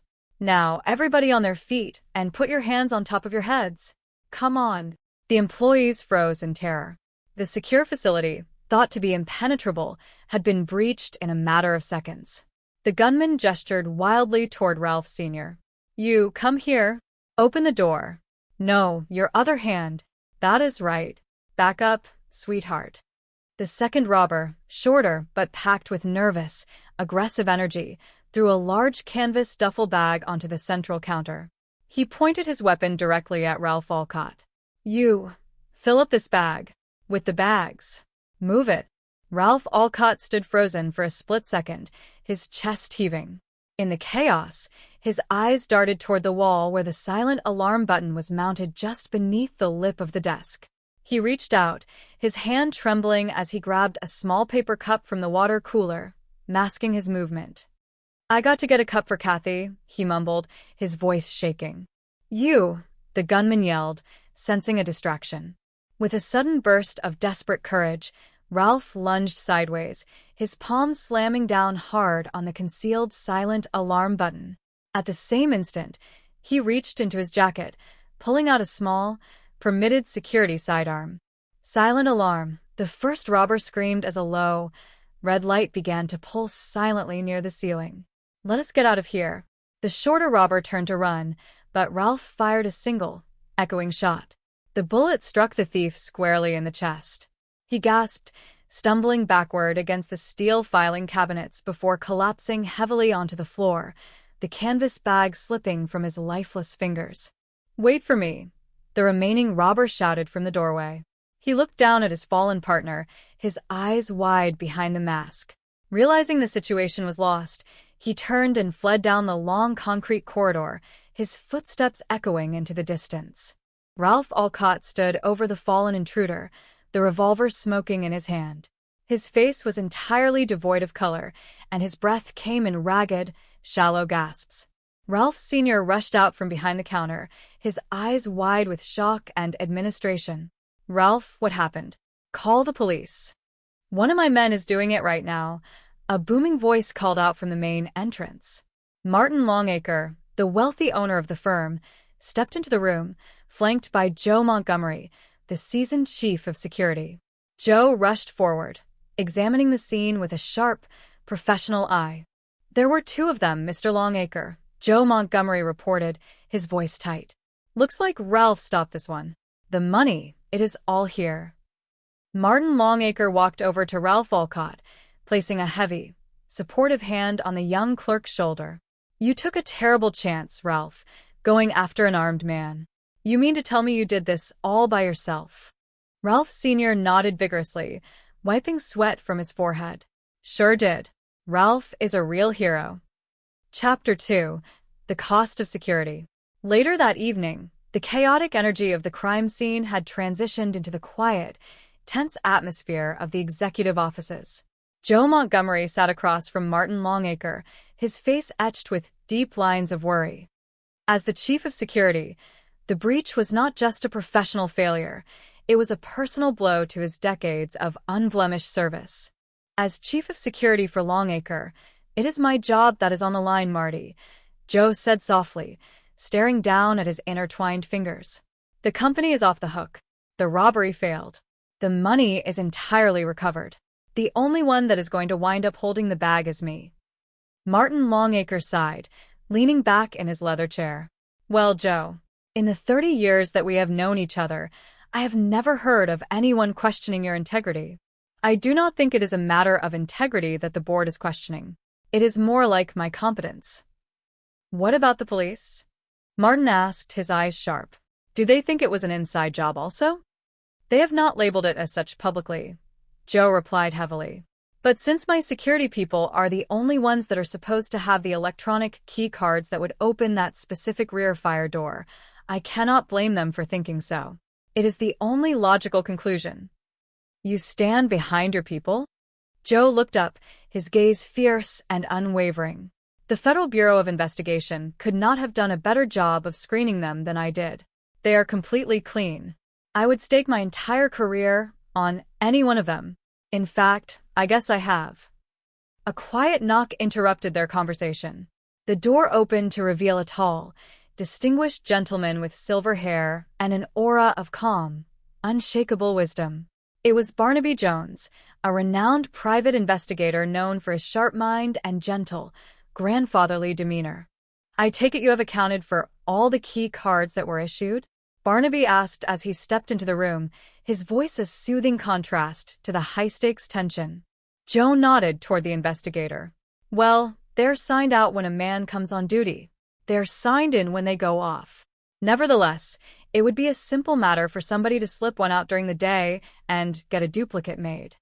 Well, that is a distinct possibility, Barnaby, Martin Longacre conceded, turning his attention to the detective.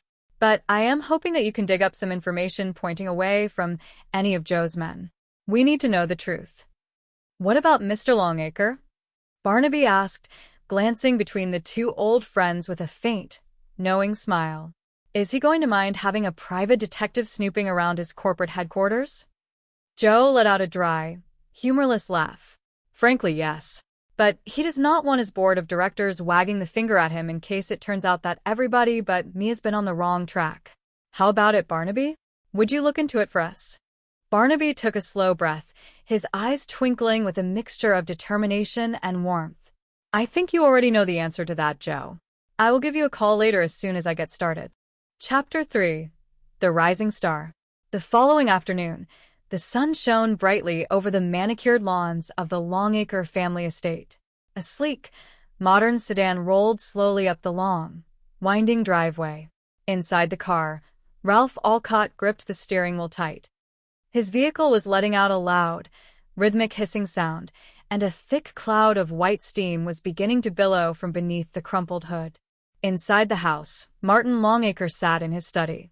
The intercom buzzed softly. Yes, Martin answered. Ralph Alcott, sir. The security guard's voice came through the speaker. You invited me over this afternoon? Drive on up, Ralph, Martin said warmly. By the time Ralph parked the car near the front entrance, the radiator had completely given out, sending a massive plume of steam into the clear blue sky. He stepped out of the vehicle, looking thoroughly embarrassed. Martin Longacre stepped onto the porch, followed by his beautiful daughter, Chris. Is it on fire? Martin called out with a hearty laugh. Oh, hello, sir, Ralph said, coughing slightly as the steam cleared. No, it is just one of those rubber hoses. Probably the radiator, too. Chris smiled, her eyes bright as she looked at the young man who had saved her father's company. You look like Old Faithful there for a minute, Ralph.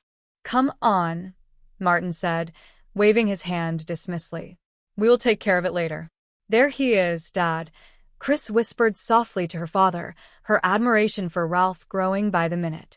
Ralph, I would like you to meet my wife, Nora, Martin said as a graceful, elegant woman stepped out onto the veranda. Nora, this is Ralph Alcott. Very pleased to meet you, Mrs. Longacre, Ralph said, politely extending his hand. Ralph, I have been looking forward to meeting you so much, Nora said warmly. I bet you have seen all the morning newspapers. They are absolutely filled with stories about one man's courage. It would be wonderful if they could make a medical serum out of courage and give a protective shot to everybody in the country, wouldn't it though? Ralph shifted his weight, looking down at his shoes with a display of modesty. Thank you, ma'am. I just did what anyone would have done. Well, Dad, aren't you going to tell him the big news? Chris prompted, nudging her father playfully. Give me a chance, will you? Martin laughed. He turned back to Ralph, his expression becoming serious and full of pride. Ralph, you probably know there has been an opening for some time now for a new assistant to the chief accountant. It is yours, Ralph. Dad is promoting you for what you did in that vault. Ralph's eyes widened in genuine surprise. Oh, hey, wait a minute, sir. I really did not expect. Chris stepped forward, her voice filled with light-hearted humor. That is the trouble with women, Ralph. You know, they will never let you tell a proper punchline. I will be erasing the old nameplate for you first thing tomorrow morning, too. Nora smiled, patting Ralph's arm. There, at least I got that in. Well, whatever the new salary is, I am absolutely sure you are still being underpaid for your bravery. Look, I really didn't expect anything like this, Ralph repeated, his voice carrying a strange tone that sounded almost like guilt, though the family took it for pure humility. A word to the wise, Ralph, Martin said with a conspiratorial wink. Never give Martin Longacre a chance to change his mind. They are always ganging up on me around here. Chris, maybe Ralph would like a refreshing drink before we have lunch. Nora suggested. Ralph glanced back at his steaming vehicle. I had better do something about my car first. Oh, don't worry about it at all, Chris said quickly, turning to her father. Dad, you can have someone take care of Ralph's car, can't you? One of the radiator hoses broke or something. Oh, no problem at all, Martin agreed readily. Andy is coming over from the corporate motor pool in a little while. He can fix yours just as easily as mine. See? How about a friendly game of tennis after lunch, Ralph? I would like that, sir, Ralph said, trying his best to match their cheerful, welcoming energy. Chapter 4. The Professor's Clues. Meanwhile, back at the downtown precinct, Barnaby Jones stood next to Lieutenant John Biddle, reviewing the official police files on the deceased robber. The room was bustling with the sounds of typewriters and ringing telephones, but Barnaby remained focused on the paperwork before him. His name is Gully, John Biddle said, tapping the manila folder. Leo Gully, originally out of Boston, Massachusetts. He was released exactly 6 weeks ago from a Massachusetts state penitentiary. His record includes robbery, assault with a deadly weapon, and grand theft auto. Barnaby adjusted his glasses, scanning the long list of offenses. Is it a rap sheet or a professional portfolio? Sounds like he came west looking for much greener pastures. What about the man who got away? Barnaby asked. A witness from across the street said she saw him jump into the back seat of a dark sedan and take off, John replied, shaking his head. She was simply too far away to get a clear license plate number. Barnaby's eyes narrowed thoughtfully. The back seat. And there was a driver already waiting. That means there were at least 4 individuals in on this entire operation. Gully makes 3. How do you figure 4, Barnaby? John asked, looking puzzled. You have to figure an inside man, Barnaby explained calmly. Probably somebody currently on the security force who knew exactly how the fire door operated. Now, wait a minute, John. Joe Montgomery's voice cut in as he walked up to join them, looking deeply pained. You don't want to back yourself into that corner, do you? Joe Montgomery is my dear friend, too. But there is simply no way those 2 criminals could have gotten into that secure facility without some form of inside help. I am highly inclined to agree, Barnaby said gently, trying to soothe Joe's pride. But I am also remembering that there are a lot of other people working in that building besides Joe's security force. We cannot close our minds to any possibility. All right, Joe muttered. Only the others are never issued the electronic key cards. Okay, John, Barnaby said, turning back to the lieutenant. If I get anything substantial, I will give you a call immediately. As Barnaby walked back to his station wagon, his young associate, J.R. Jones, was waiting for him in the passenger seat. J.R. looked up with an eager, energetic expression. You know, for an ex-convict only 6 weeks out of the Massachusetts slammer, this Gully character sure connected with a local underworld incredibly fast, J.R. observed as Barnaby started the engine. And with heavyweights yet. Barnaby smiled proudly at his young protege. Glad to see you've been paying close attention, young man. Well, how do you figure it, Barnaby? Well, since I am not clairvoyant, I am going to have to go to the streets for some real information, Barnaby said, navigating the sedan through the busy city traffic. All you have to do is point me in the right direction. The only problem is, Barnaby continued with a chuckle, the specific informant that I am thinking of is notoriously hard to find. Did I ever tell you about my old friend, the professor? Chapter 5. The Shadow of the Past. While Barnaby pursued his leads, the sun had begun to set, casting an orange glow over a quiet, somewhat run-down residential street. Ralph Alcott drove his newly repaired car down the block, parking in front of a modest, peeling stucco apartment building. Sitting next to him was Linda, the quiet secretary from the office. They had spent the evening together, and a gentle, sweet bond was beginning to form between them. So Pete told Lois she better stick her head out of that ivory tower of hers and see what is going on in the real world, Linda was saying, laughing softly as she finished a story. Well, you should have heard what Lois said back to him. What did she say? Ralph asked, his face lighting up with a genuine, relaxed smile. Oh, Linda paused, looking out the window as Ralph pulled up to the curb. Yeah, that is my place right over there. It is loaded with old-fashioned charm and peeling stucco. Well, from here, All I can see is the absolute charm, Ralph said softly, his voice full of warmth. Inside it is even worse, Linda joked gently. I would ask you in for a cup of tea, but, well, it has been a very long day, Ralph. A beautiful day, though. Maybe we better take it one night at a time. Yeah, Ralph agreed, his voice turning tender. I guess we just did meet recently, didn't we? Uh-huh, Linda replied softly, looking into his eyes. I have been noticing you for a very long time at the office, though. Ralph smiled playfully. Where was I during all that time? Not noticing me, Linda teased gently. Calling me? Oh, Robert. Robert. Ralph laughed. I am so sorry about that. No, don't be, Linda said, her voice dropping to a warm whisper. I think I actually like the name Robert better. It suits you. Okay, Robert it is, Ralph said softly. Well, thanks for the lift home, Linda. For everything, Ralph said. When you get your own car fully fixed, you can do the exact same for me one day, Linda said as she opened the car door. Well, good night, Robert. Sleep well. Good night, Linda, Ralph called out, watching her walk safely into the building. The warmth of the moment vanished the instant Ralph arrived back at his own dark, lonely apartment. As he unlocked the door and stepped inside, the phone on the kitchen wall began to ring loudly, the sound piercing the silence like a siren.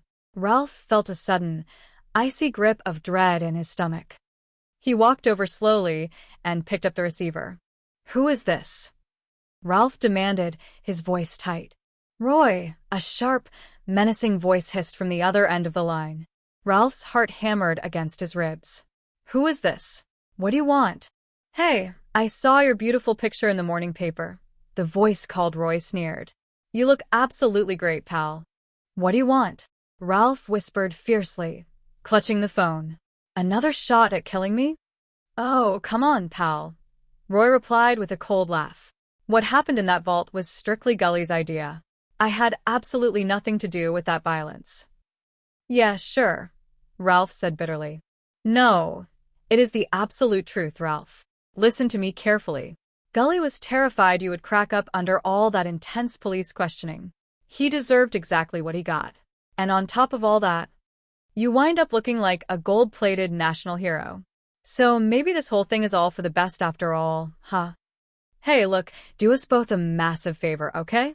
Ralph pleaded, his voice breaking as he looked around his empty apartment. Don't ever call me here again, okay? Never. Oh, Roy purred dangerously. Would you rather I call a federal lawmaker? Or perhaps the local police department? And tell them exactly how that side fire door got open from the inside. Ralph felt the room spinning. The terrible truth hung heavily in the air. He wasn't a hero at all. He was the inside man who had lost his nerve. What do you want from me? He whispered, completely defeated. That is much better, Roy said, his tone turning businesslike. We are going in again. In? Ralph gasped, his eyes wide with horror. Oh, wait a minute. That is completely crazy. They have doubled the security. We will talk about that tomorrow, Roy commanded coldly. I will call you with instructions. Chapter 6. The Professor's Game. The next morning, the atmosphere at Longacre Security was bustling as Barnaby Jones arrived to begin his formal interviews. He walked through the main lobby, tipping his hat to the staff.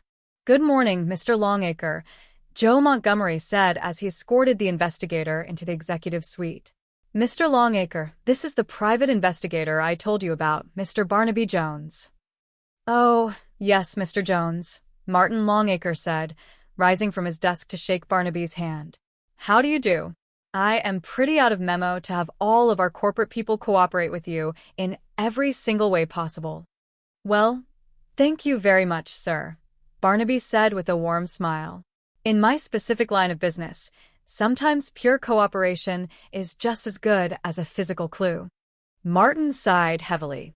It is absolutely terrible to think that one of my own trusted people could have been involved in this crime.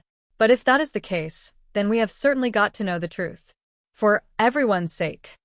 Joe Montgomery let out a soft groan as they walked down to the counting floor. If you heard a funny noise just now, Mr. Jones, that was my retirement pension going completely down the drain. Inside the counting cage, Ralph Alcott was working alongside Kathy. He looked exhausted, with deep dark circles under his eyes. Kathy, you mind if I check your daily totals? Ralph asked, trying to keep his hands from shaking. I am really very happy for you, Ralph, Kathy said warmly, handing him the logbook. Listen to me. You deserve much more credit than you have been given by the newspapers. Pushing that silent alarm button like you did took incredible guts. Ralph, can I see you for a brief minute? Joe Montgomery called out from the doorway. Ralph stepped out of the cage, coming face to face with a silver-haired detective. Sure, Joe. Barnaby Jones, this is Ralph Alcott, Joe introduced. Ralph, it is a true pleasure. I have heard a great deal about your actions. Barnaby is a private detective looking into the details of the robbery, Joe explained. Ralph's expression tightened slightly. Oh. More questions, I suppose. If you don't mind, son, Barnaby said, his voice gentle and non-threatening. I read the official police report, but I always like to get some of the first-hand facts myself from the people who were there. Well, there is really not much I can tell you about the actual robbery, Ralph said quickly, avoiding Barnaby's sharp gaze. I wasn't directly there when it started. To the company's great good fortune, as it turned out. I just came out of the lunchroom, Ralph continued, rehearsing the story he had told the police. And, I looked up and I saw these two masked men standing right there. At the elevator, you said? Barnaby asked mildly. Yeah, Ralph nodded. And, then one of them came directly at me. Barnaby tilted his head, his eyes analytical. That is the exact part that puzzles me, Ralph. Why, when those criminals had a chance for a completely clean getaway with the cash, did Gully, that is the man you shot, chase you so far out of his way into the back corridor? Because he figured I could recognize him, I guess, Ralph stammered. Well, how could you possibly recognize either of them if they had their heavy masks on? Barnaby asked, his voice remaining perfectly calm, though the logic was razor-sharp. Ralph blinked, realizing his mistake. Oh, sure. You're completely right.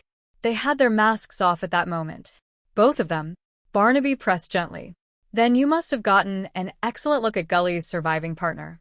You didn't mention that specific detail to the police, did you? No, Ralph said, sweating profusely now. This man Gully had his mask off, not the other one. Just Gully. Well, if you got it all completely sorted out, Ralph, are you absolutely sure? Barnaby asked, letting the silence hang for a moment. Ralph threw his hands up in a display of frustration. Look, Mr. Jones, I will level with you completely. I have been in a total psychological fog ever since this terrifying thing happened. They tell me I am a hero, but the truth is I am not. I hardly even remember the physical act of shooting this guy, much less the minute details leading up to it. Barnaby smiled reassuringly, placing a comforting hand on the young man's arm. That is entirely understandable, Ralph. The human mind does strange things under intense stress. Thank you very much for your time. Chapter 7. The Noose Tightens. Later that afternoon, Ralph walked quickly into a secluded park near the edge of the city, his eyes darting around nervously. From behind a thick row of hedges, the figure of Roy Swain emerged. Roy looked exactly like the heavy, dangerous career criminal the police files had described. He looked at Ralph with a cynical, mocking grin. Hey, if it isn't the big city hero, Roy sneered, stepping into the sunlight. How is it going, kid? Lousy, Ralph hissed, his voice filled with venom. Ever since I let you tuck me into this absolute mess. Roy's expression turned instantly cold and menacing. It didn't take much talking to convince you, remember? We checked your background out real good before we ever made a single move on you. You said you absolutely hated the low-paying job. You wanted to shake loose from the corporate grind. And you wanted to make a massive financial score. Now all that money is still sitting right there inside the vault. Yeah, but robbing Longacres a second time is completely dumb, Ralph argued, his voice rising in panic. They are on high alert. Ralph, that is the absolute beauty of it, Roy explained with a sinister chuckle. They won't be expecting us to hit them twice in a row. It is perfect. Us. Ralph gasped. Gully is dead. What about us? Easy, kid, Roy said, patting Ralph's shoulder roughly. Nobody is asking you to do anything different or dangerous this time.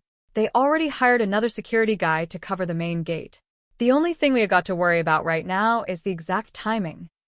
There is one thing I am absolutely not going to do, Ralph stated firmly, trying to find a shred of dignity. I am not going to risk getting caught trying to copy another electronic key card. Roy shook his head. We don't need the key card this time. What about hitting the main loading dock instead? Right before they put the daily transit money inside the armored trucks, and when there are absolutely no other delivery trucks around the compound.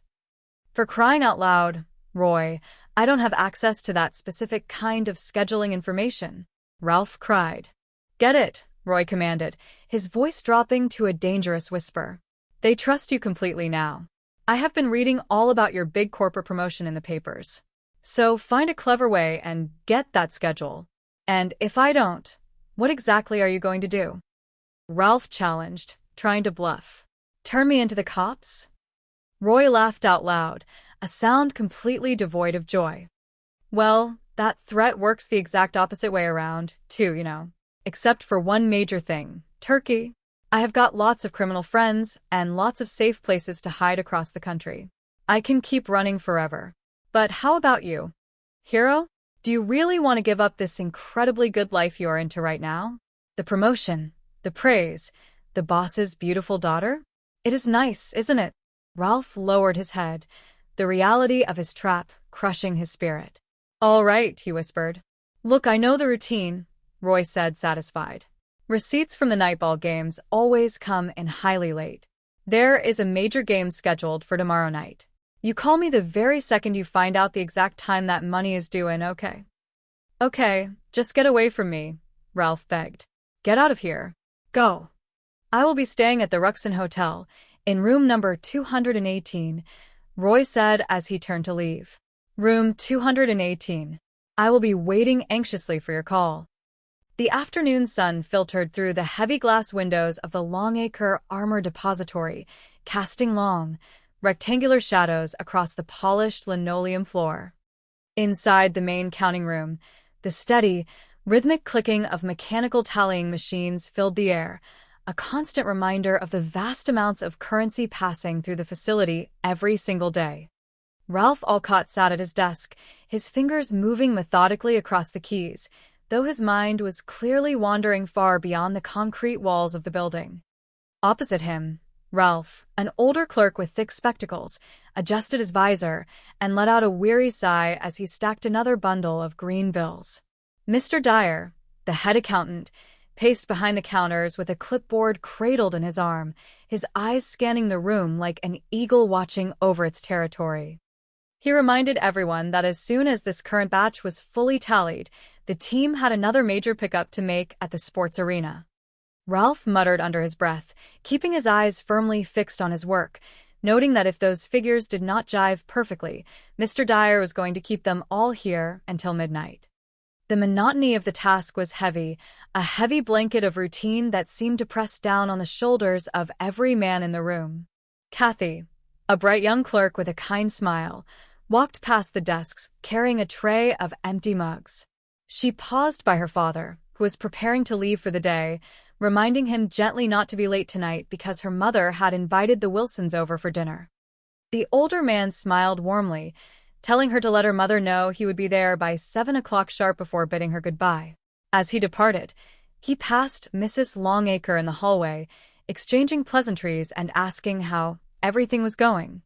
He mistakenly addressed the young clerk as Robert, to which Ralph gently corrected him, noting that his name was actually Ralph, a small detail that highlighted how easily individuals could blend into the background of such a massive operation. Outside the main counting area, near the break room, Ralph stood by the vending machines, staring blankly at the floor. Another security employee walked up, commenting on how Ralph seemed to be taking quite a break. Ralph admitted that a person could get a little punchy in there sometimes, attributing it to a phenomenon called industrial fatigue that he had recently read about in a magazine. He emphasized that one had to be careful of such things. The other employee mused on the concept, agreeing that counting money all day long was remarkably similar to tightening the same bolt on an assembly line, noting that the sheer monotony could crack a person up if they were not careful. He jokingly suggested that Ralph ought to talk to the boss about securing more vacation time for everyone. Suddenly, the atmosphere of casual routine shattered into absolute stillness. The heavy fire door at the side of the corridor swung open with a harsh metallic groan. Two individuals clad in dark clothing and wearing thick masks burst into the room, their movements sharp and aggressive. One of them carried a heavy canvas sack, while the other brandished a weapon, shouting for everyone to freeze, get on their feet, and place their hands on top of their heads immediately. The commands echoed terrifyingly against the concrete walls. The masked intruder pointed toward the secure inner door, commanding a nearby clerk to open it using the electronic key card. In the confusion, the clerk reached out with the wrong hand, drawing a sharp rebuke from the thief, who demanded the other hand be used instead. The thieves moved with calculated haste, ordering Kathy to fill up the bag with the money bags stacked near the counter.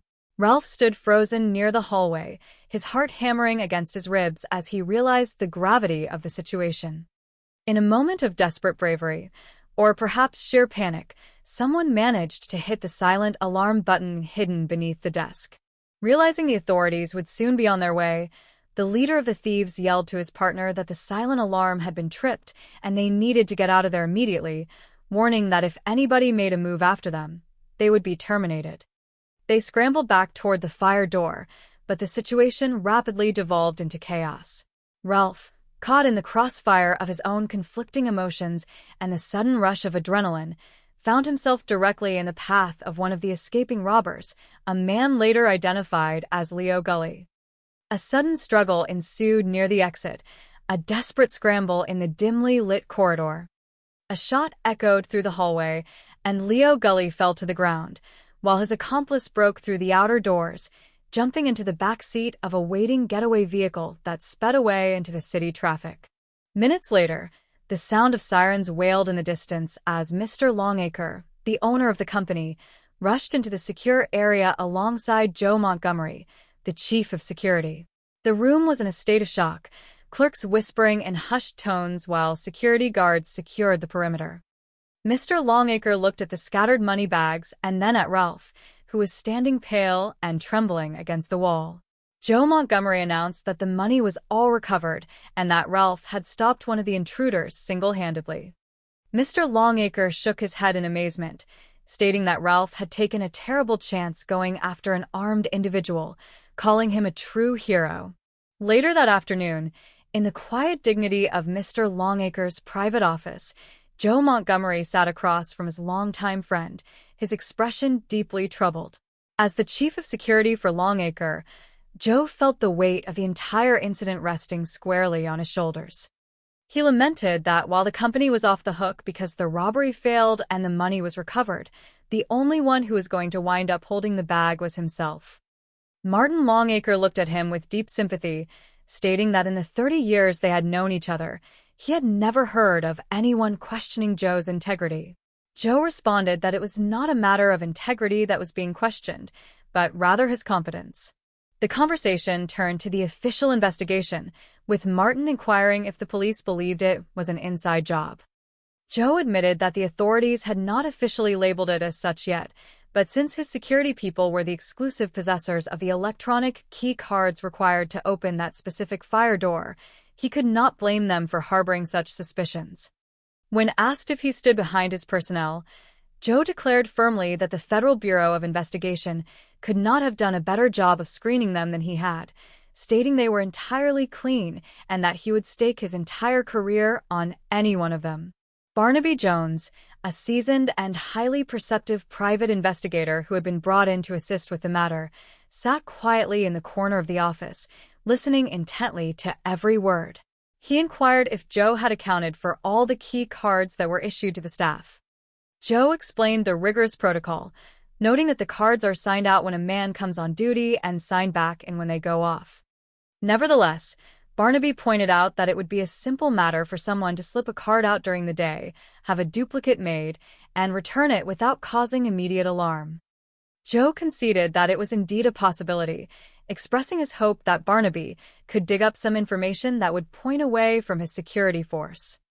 Joe then asked if Mr. Longacre would mind having a private detective investigating the premises, to which Joe replied that frankly he would, but he ultimately did not want his board of directors pointing fingers at him if it turned out everyone had been on the wrong track. Barnaby agreed to look into the matter, promising to call with updates. Meanwhile, at the beautiful estate of the Longacre family, the atmosphere was much brighter.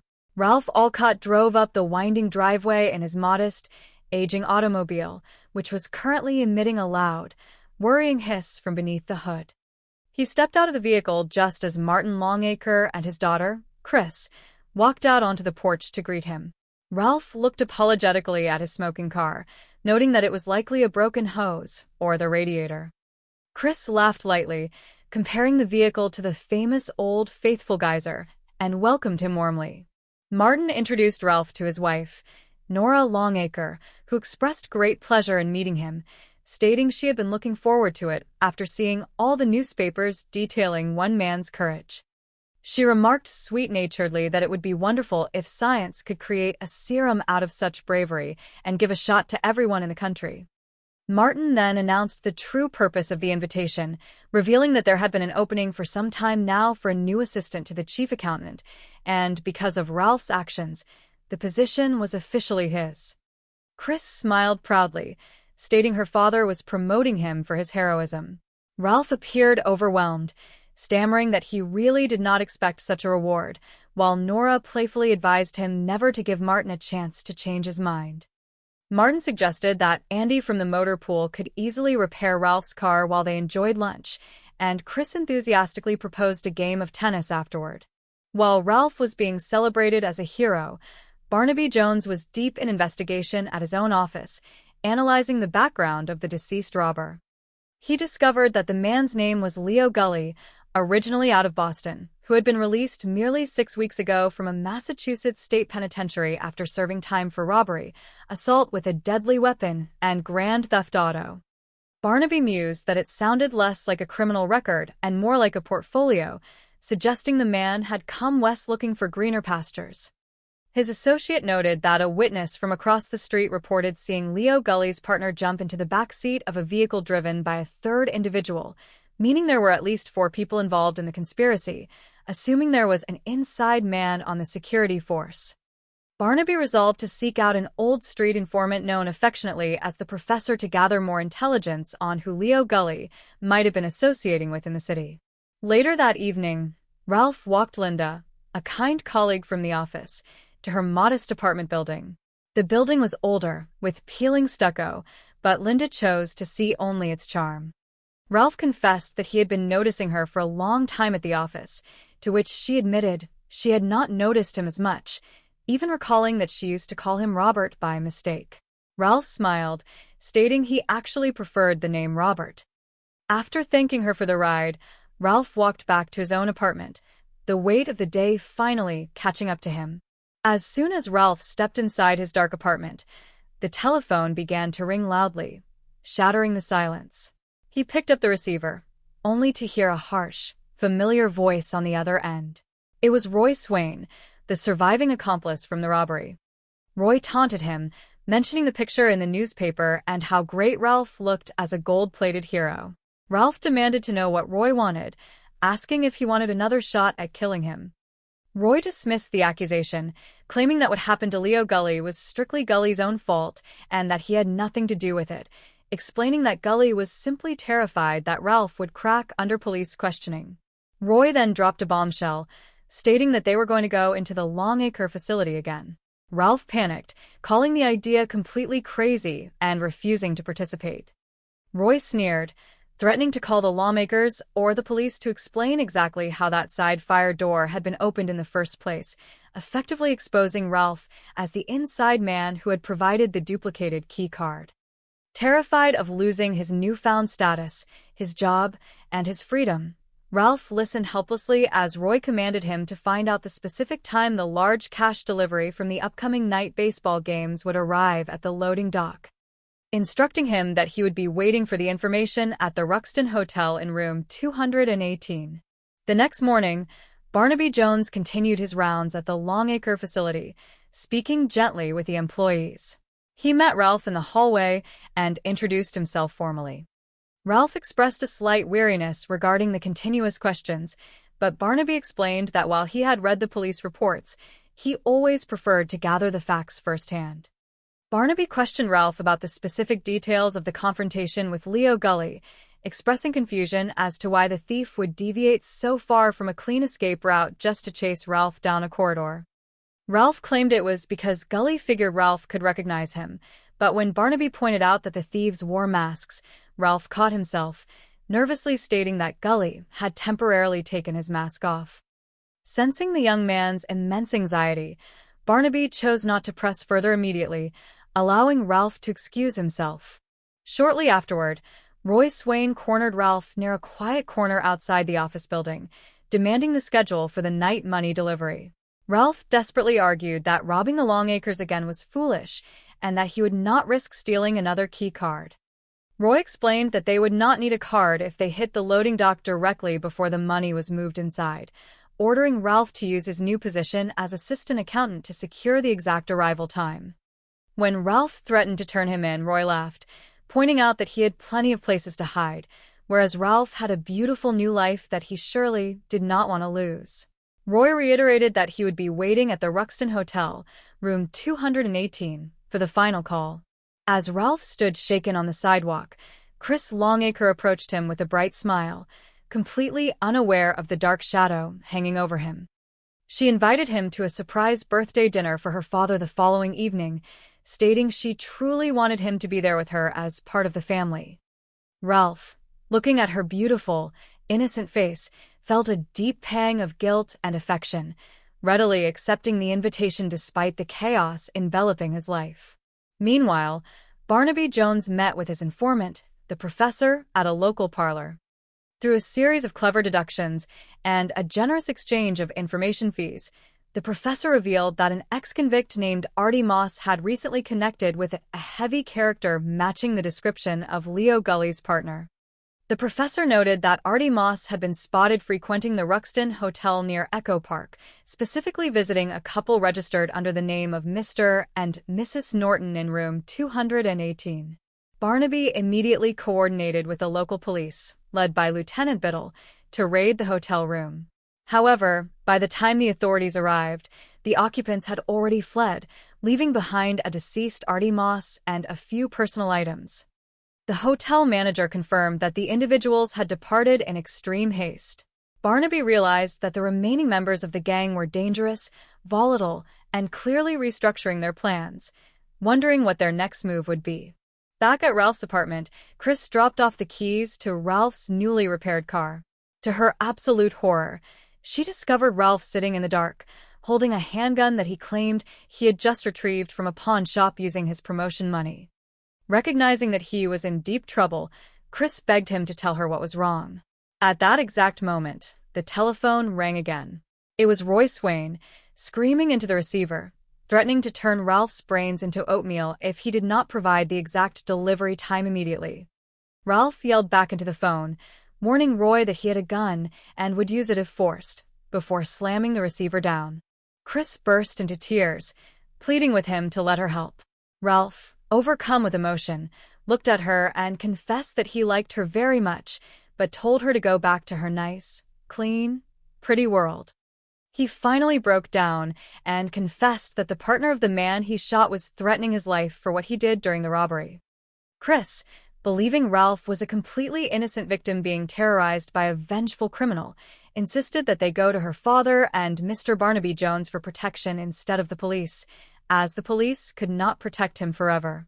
The following morning, Martin Longacre, Joe Montgomery, and Barnaby Jones gathered at the Longacre residence to discuss the situation. Ralph sat nervously on the sofa, while Chris stood protectively by his side. Martin expressed deep concern that a thief would risk his own safety for pure revenge, while Joe wondered if Leo Gully had been a relative of the caller. Barnaby, keeping his suspicions to himself for the moment, suggested they look into Bill Hummel, the security guard who was also alone during the initial robbery, to see if his key card could have been compromised. They drove to the facility to interview Bill Hummel. The guard insisted that he kept his card in his jacket at all times, except for when he was eating lunch in the break room, during which he would hang his jacket on the coat rack. Barnaby realized that anyone who entered the break room during that lunch hour could have easily slipped the card out, copied it, and returned it. Joe Montgomery recalled that he himself had been in and out. One of the female clerks had passed through, and Ralph had specifically returned to the room to get a cup of coffee for Kathy at that exact time frame. Ralph nervously claimed he did not remember the details clearly, but did not deny it. Suddenly, the intercom buzzed. Martin Longacre's secretary announced that there was an urgent phone call regarding his daughter, Chris. Martin grabbed the receiver, only to hear the terrified voice of Chris, who had been abruptly abducted from her vehicle by Roy Swain after leaving the house. Roy took the phone, commanding Martin to place $250,000 in unmarked bills into a bag within 30 minutes. He instructed Martin to have the money delivered to Arroyo Canyon Road near the old quarry, specifying strictly that the delivery must be made by the young hero whose face was all over the newspapers, Ralph Alcott. The office plunged into high panic.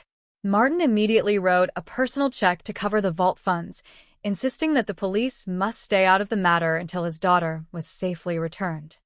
Barnaby Jones agreed that the daughter's safety came first, but he formulated a secret plan with Joe Montgomery and his associate to trailing Ralph to the drop point. Barnaby suspected that Ralph was far more involved than he let on, but recognized that the young man truly cared for Chris and would do everything to save her. They prepared a hidden walkie-talkie communication system, with Barnaby's associate concealing himself inside the trunk of the delivery vehicle to provide real-time location updates. Ralph drove the vehicle north along the winding, dusty roads of Arroyo Canyon, his hands trembling on the steering wheel, completely unaware of the investigator hidden in the back. He turned off past a wooden sawhorse blocking the road, heading deep into the isolated terrain of the old stone quarry. The road eventually bottomed out into a desolate, rocky basin surrounded by high, sheer cliffs. Roy Swain stood waiting by a parked car, holding a terrified Chris by the arm. He ordered Ralph to step out of the vehicle and open the doors, demanding to see nothing but the bag of currency. Ralph stepped out, holding the heavy bag, his eyes locked onto Chris. He begged Roy to let her go, but then, in a desperate bid to stall for the 3 or 4 minutes Barnaby needed to arrive, Ralph looked at Roy and suggested that this $250,000 was mere chicken feed compared to the $5 or $6 million currently sitting in the Longacre main vault, proposing that they could still pull off the larger heist together. Chris looked at Ralph in utter shock and heartbreak, whispering his name, Robert, as she realized the terrible truth of his complicity. Roy Swain laughed darkly, stating that what was in the bag would do him just fine. He grabbed the bag and shoved Chris away, but as Ralph moved to pull her to safety, Roy realized that Chris could easily identify him to the authorities. Roy raised his weapon, intending to eliminate the witness. Ralph screamed for Chris to run, throwing his own body directly into the line of fire to shield her. A shot echoed through the canyon, and Ralph collapsed onto the gravel just as Barnaby Jones and the authorities burst into the quarry from the upper road. Joe Montgomery and Lieutenant Biddle secured the perimeter, neutralizing the threat of Roy Swain permanently after a brief, tense standoff. Chris ran to Ralph's side, cradling his head in her lap as tears streamed down her face. In the distance, the faint sound of an approaching ambulance echoed through the canyon walls. Barnaby Jones walked over, his expression grim but compassionate, noting that the young man had intentionally stalled for time to ensure the rescue was successful. Ralph looked up at Chris with failing strength, his voice barely a whisper. He told her that he did not know what the others had told her about him, but he just wanted her to know the truth of his feelings. Chris wept, telling him not to try and talk now, reassuring him that he would be out of the hospital in no time. Ralph shook his head gently, stating he might not have another chance, expressing a deep, sorrowful regret that they had not met under completely different, honest circumstances before all of this madness began. Chris squeezed his hand tightly, her tears falling onto his dusty jacket, replying softly that she wished the exact same thing for her beloved Robert, as the medics finally arrived to carry him away into the fading light of the afternoon.